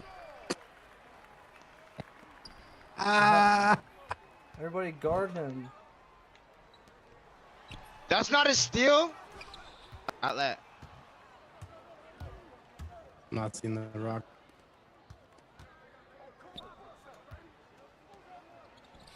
Come on. Oh my god. That nigga's wide open.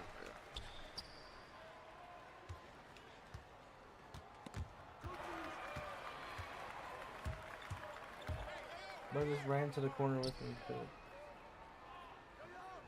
What is he doing?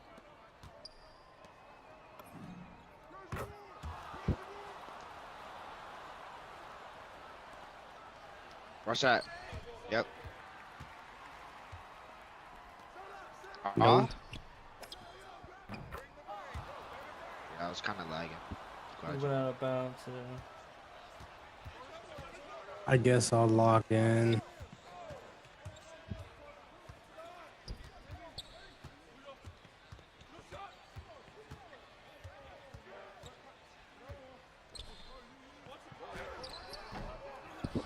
D.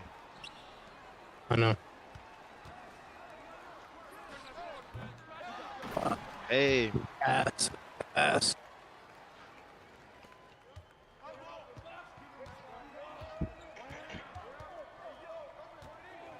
Damn.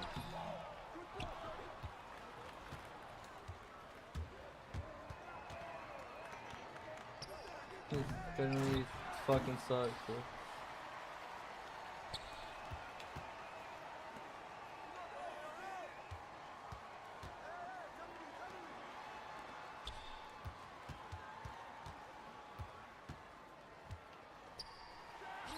Bro. Bro.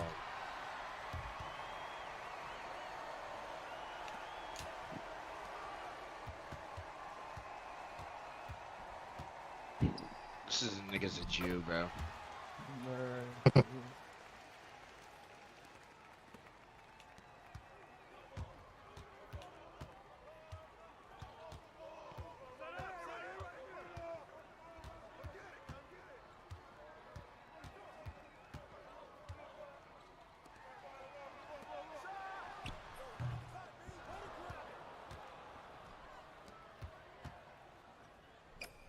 No, oh shit. Don't count me out. I lock in when I need to. That was 32.6 seconds left. That's it. Got lucky.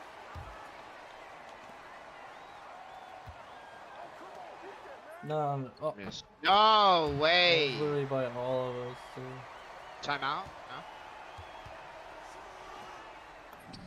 Come on. Now we need some. I need a foul.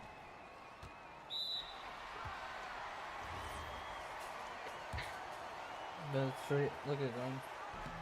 Oh yeah. Holy shit. Niggas dick.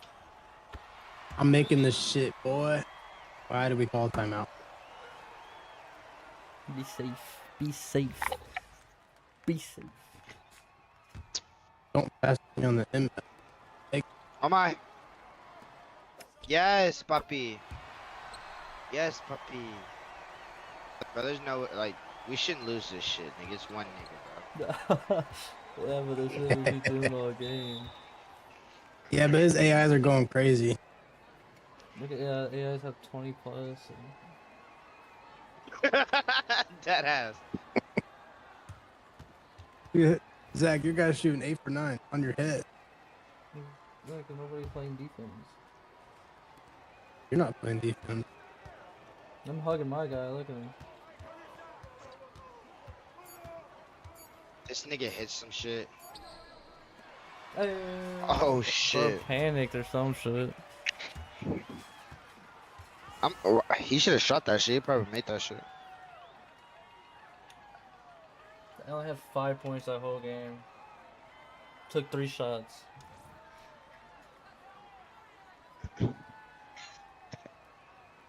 The bro literally didn't do shit with the ball.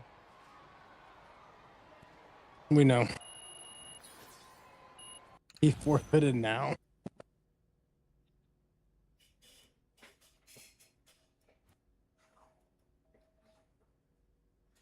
Are you staying? You guys want to stay with them? Or I don't care. They're pretty funny. Fuck no. Funny.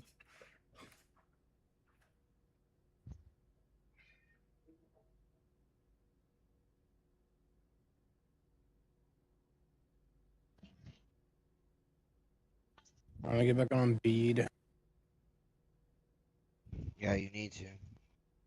Shut up. Thank you.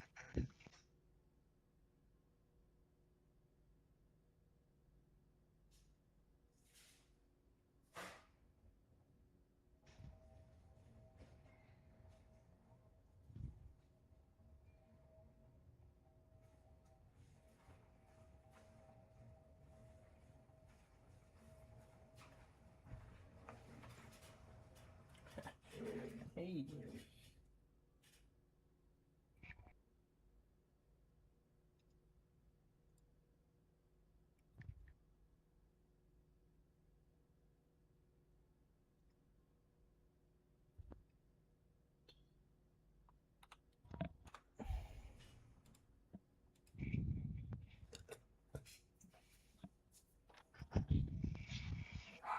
Bro, my stomach is hurting so bad, bro.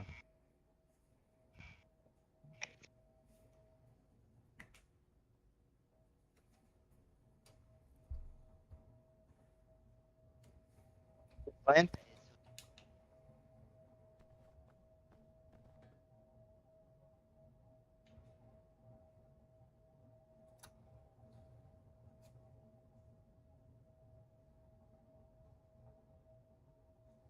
Ooh, already in the game.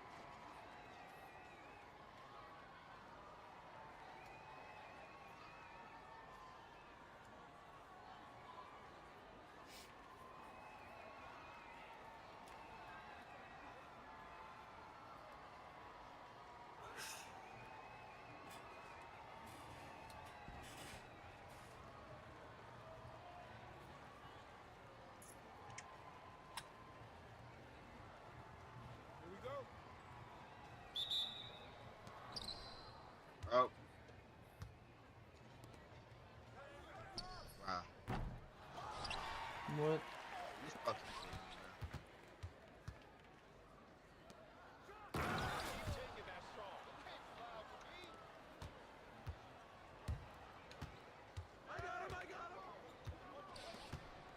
Huh.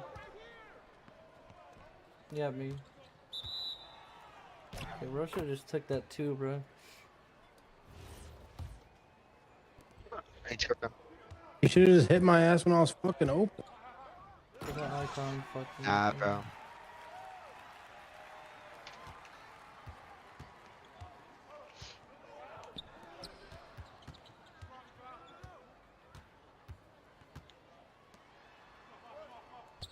I'm open.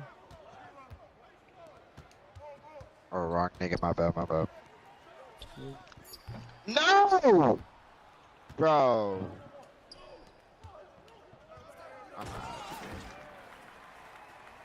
I can't believe I missed that shit, bro.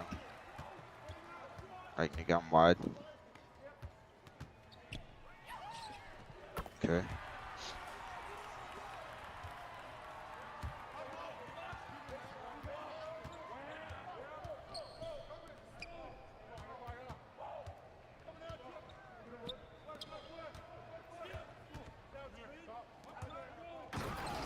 Fuck me, bro.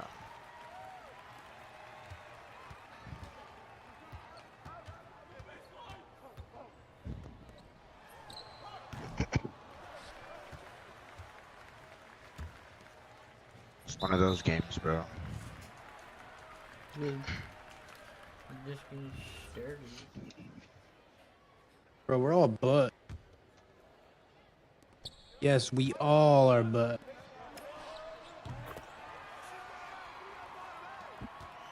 No, you're the one that's fucking up. No, we all are fucking, butt. Alright, my defense is he's just fast.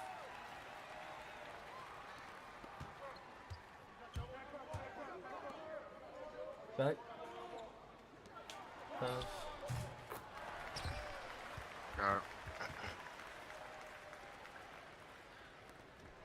This has like 1,000 speed or some shit. Shoot it. Dumbass. No, he fucking hurt him. Pass. Fucking. Whoa. Dude, your butt. Might be terrible at the game. I see the rock. Oh yeah, my bad. Did it go? Green it. You're like LeBron. He had 200 IQ.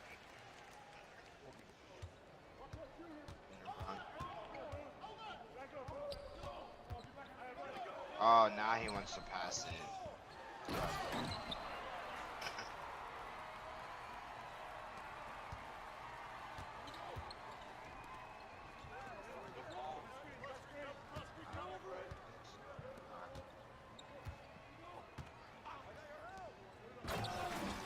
Oh my god, bro. Bruh, he's booming on your head. Yes.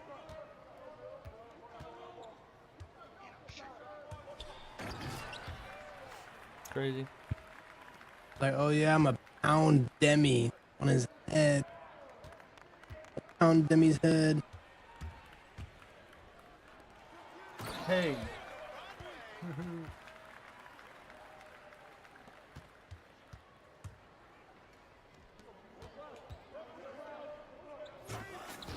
Oh, Demi, I'm mashing it on your head. That's crazy. He Yeah. got that.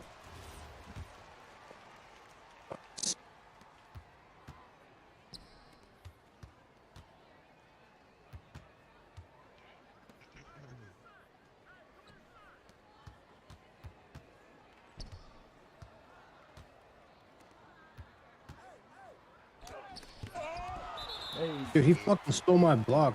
Pussy ass bitch.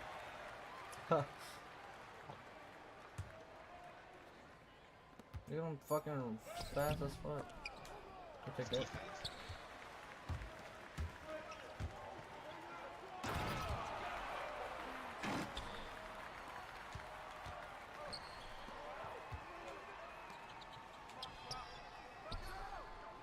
What the? Bro.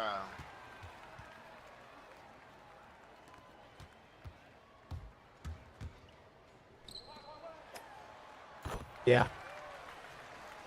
No, dude. Fuck.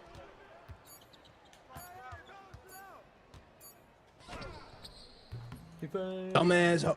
Oh, I made that shit.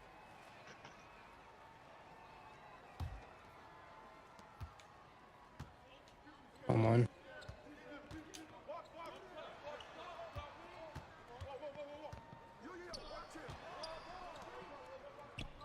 All right.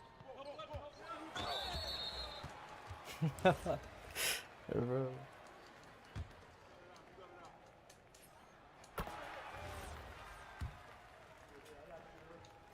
I've been staring at the computer all day. Low-key, this free throw tough as fuck, bro. It was good. Just I mean, It's a gooner free throw, bro. more about that shit. Hurt. Yeah. Wrong guy.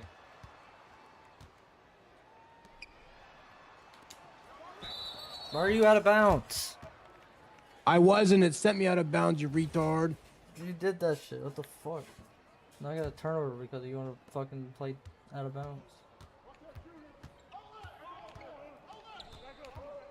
Give me it.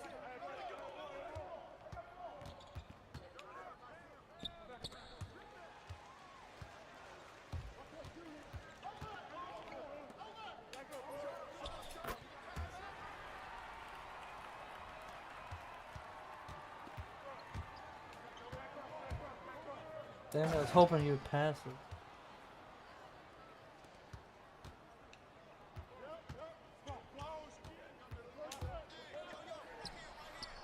Bro! Oh my god. Oh my god, bro. I lagged. Oh, you did not. Get that ugly shit out of here, dude. Fucking lagged. Bro, it's so open. He's like, I'm so open, I don't know what to do with the ball.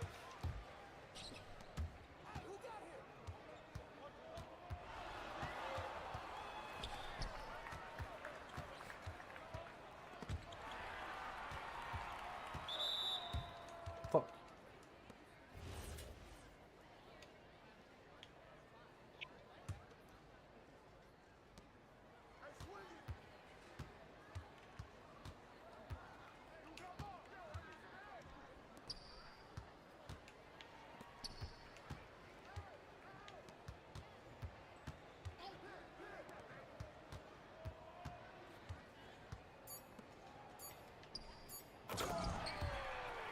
Yo, what dumbass is fucking jumping all the time?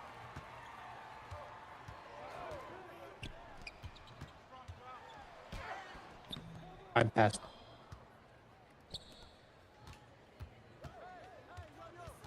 That was early.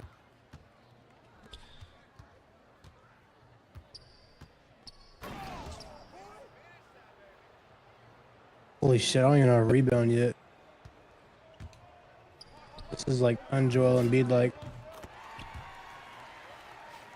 It's okay.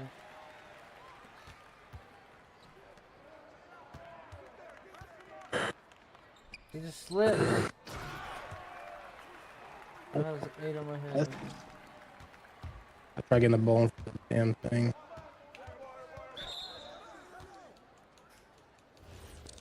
That's the easiest 3. LeBron James. Nope. Okay. Don't even lay a finger on me. He gets confessed. Oh, I got a board. No fucking way. I don't know why I passed to him and not you.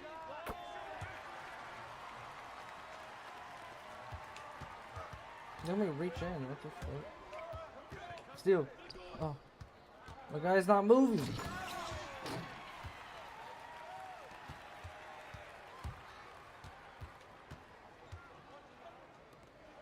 No, he's jumping after. Yeah, I can't.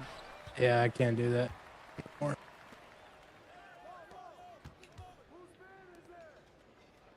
Can I get?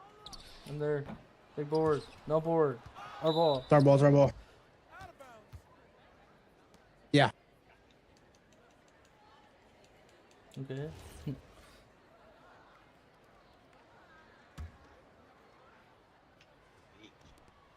Oh no, I'm chilling.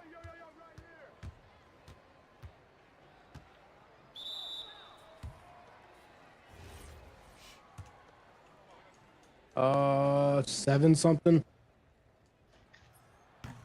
Yeah.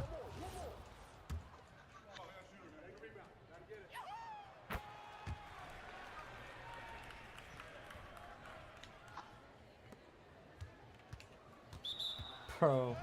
Oh.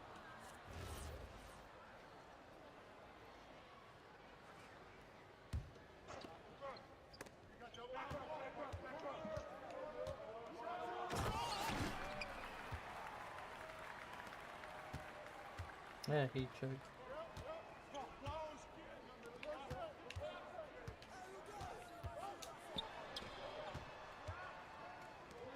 Okay.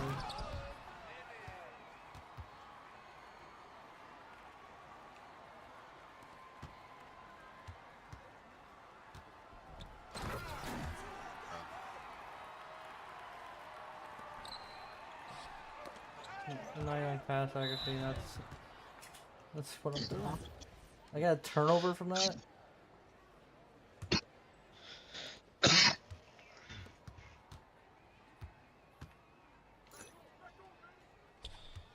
Everybody go. Why is everybody on one side of the court? Okay.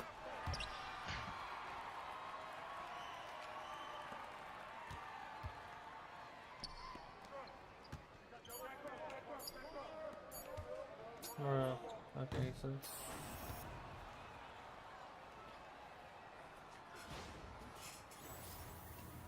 Very, very close.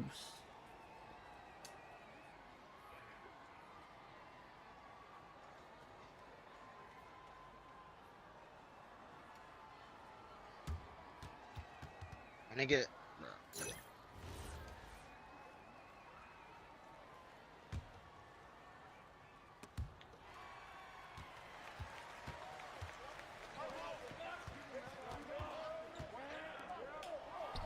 That's so deep for me.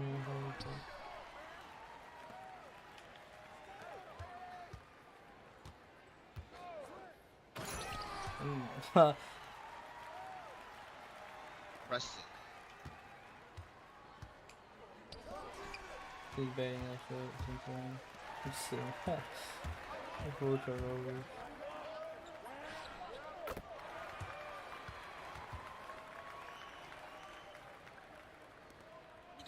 My stomach is aching bad. This is my last one, probably. Alright.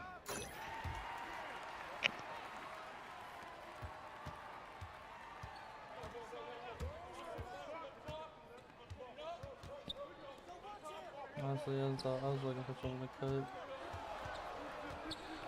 Cooked?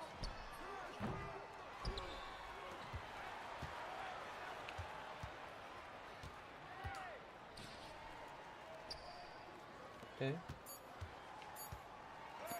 Okay, bro. What? So, he should have no dipped it. I'm throwing an alley to somebody. No, no dip it.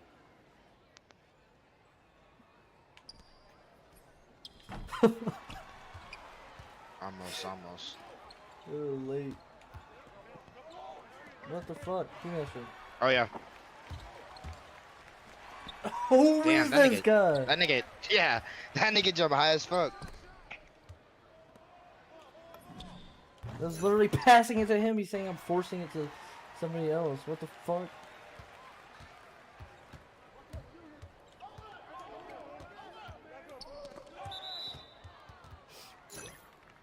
Is he an X?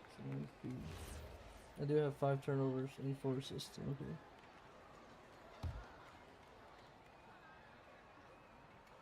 Pass it. You lagging?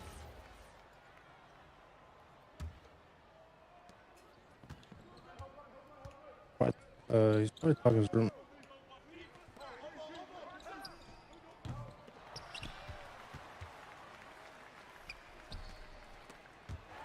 I came in. They're literally watching everything.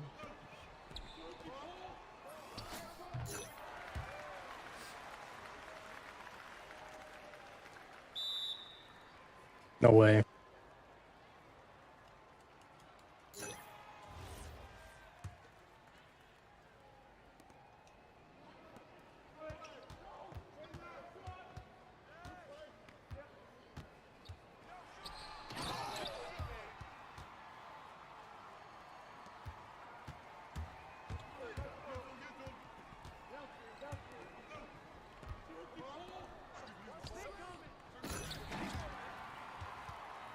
This dude choke on a dick.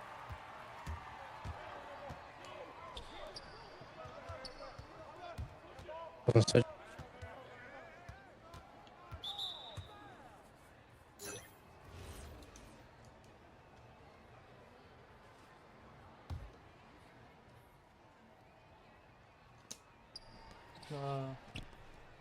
Back open.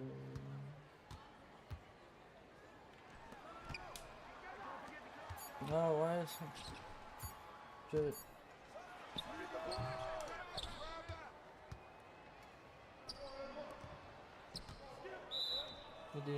What? Oh, I was about to say. Did you get the Wait, block what? for it? No.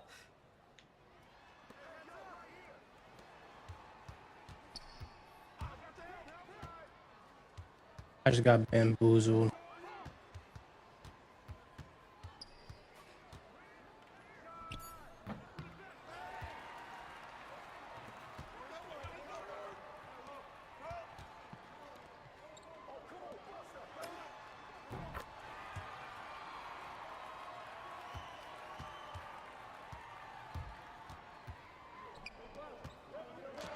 Block.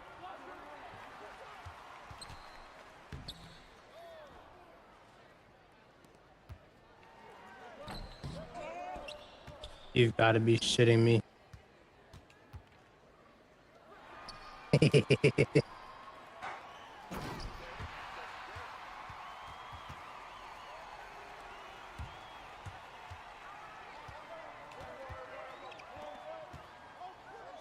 Oh shit.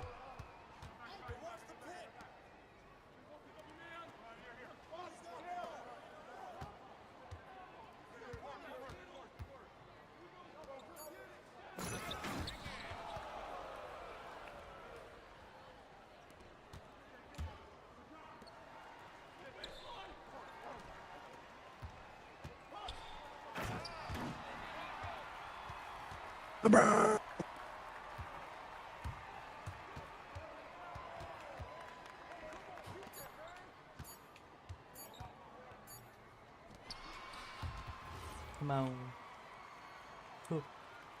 Speed. Lowest scoring game of all time. How's he not losing the ball?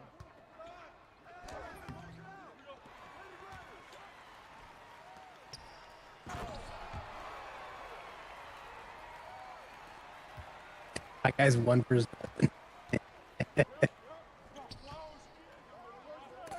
Block.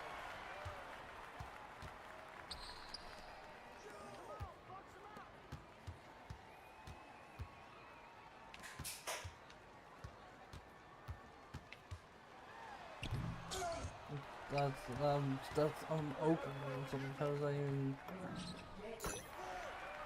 No full strike. Ew. I didn't mean to press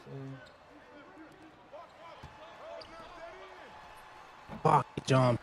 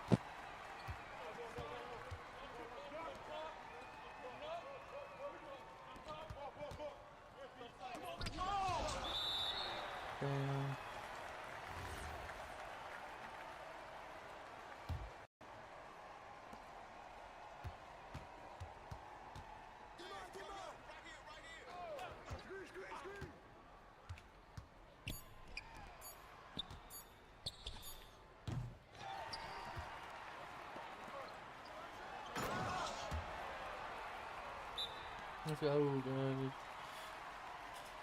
Yeah, I just had to lock in this half.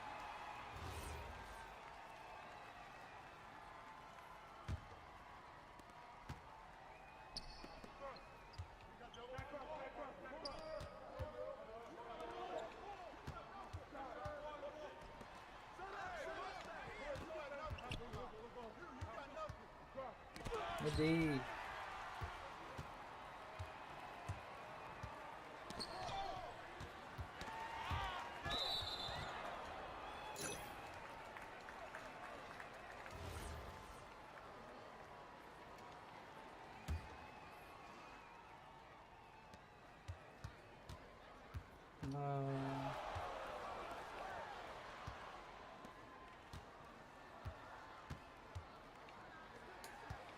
What? They're not gonna. They didn't hit. Those two didn't hit you. No, so I kept running. That's my fault. Yeah. Go for it.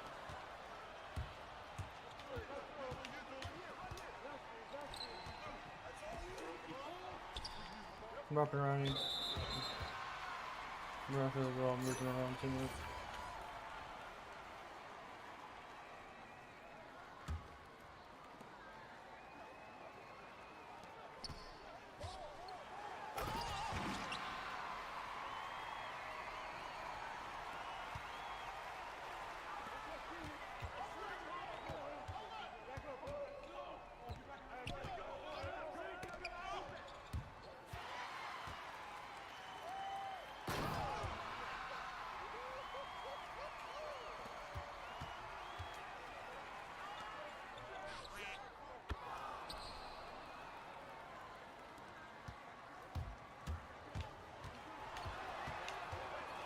Damn it! I lost my takeover. Doesn't matter. Bang. Yeah. What? How's he getting so much contest on everything? No, he found his shot.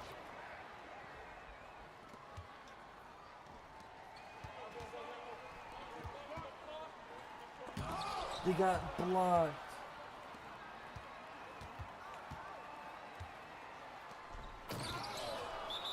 Damn. Let me just. Yeah, they're pretty good. Watch this. Shield.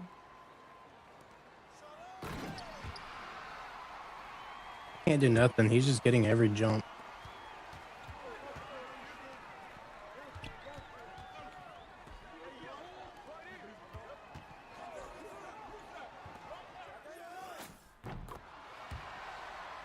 Yeah, I'm too.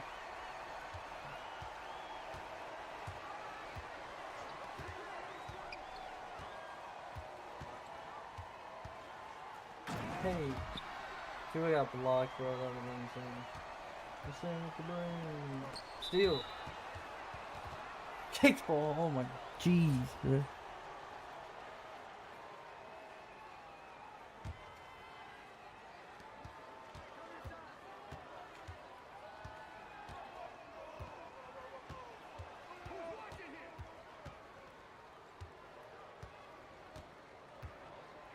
They're trying to get a last shot.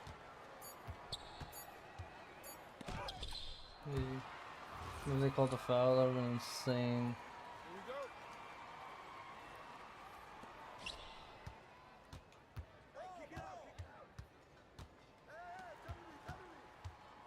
My guy's open.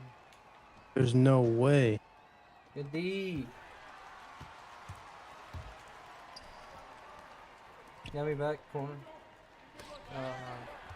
We had good ball movement going too. Good D.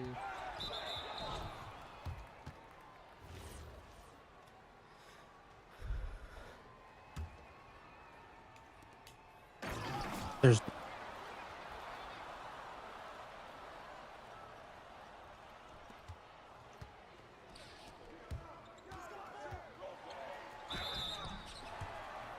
I just really did not think he was gonna cut. Thought he'd throw it alley.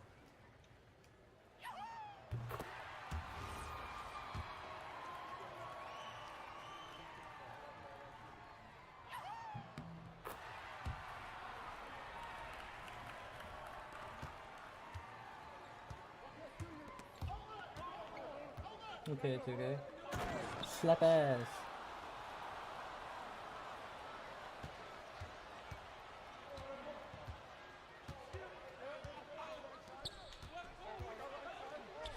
Yeah.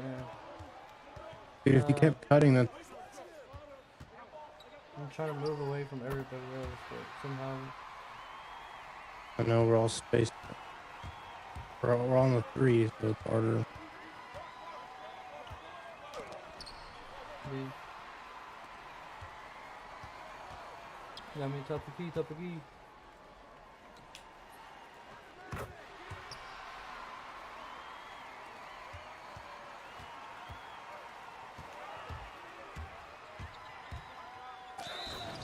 That's crazy.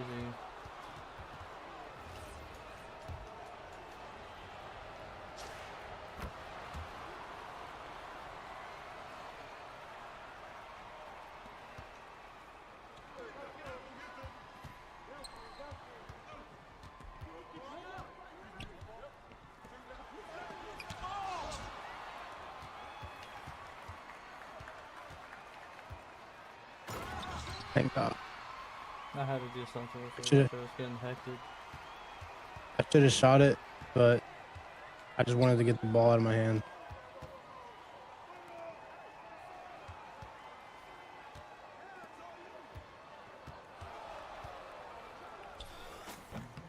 I need to let that happen too.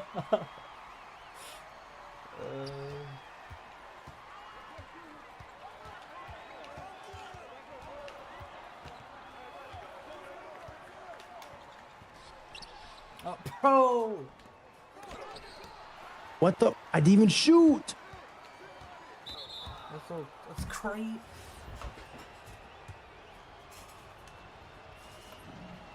I was like flabbergasted when he gets the ball. He's like, I'm so wide open, I'm not gonna do shit with it. That's like.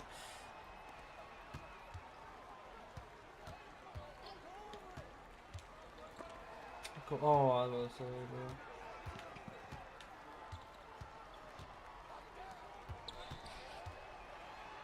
bro. Like. Alright, that's game weird.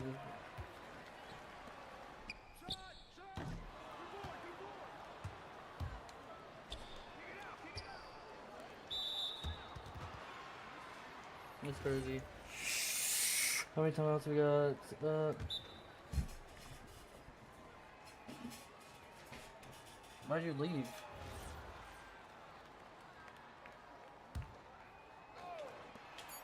I hit it! Fucking go. Did bro just leave everything? Yeah, he did. It's crazy.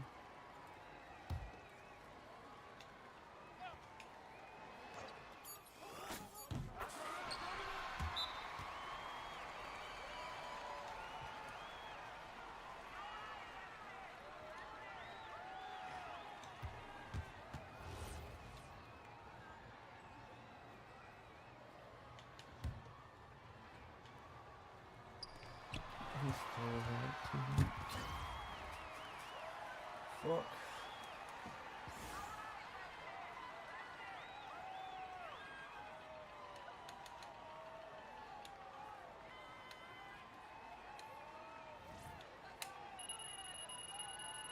Alright, that's fun. GG's. Love John. Just whoever else is watching, that was fun.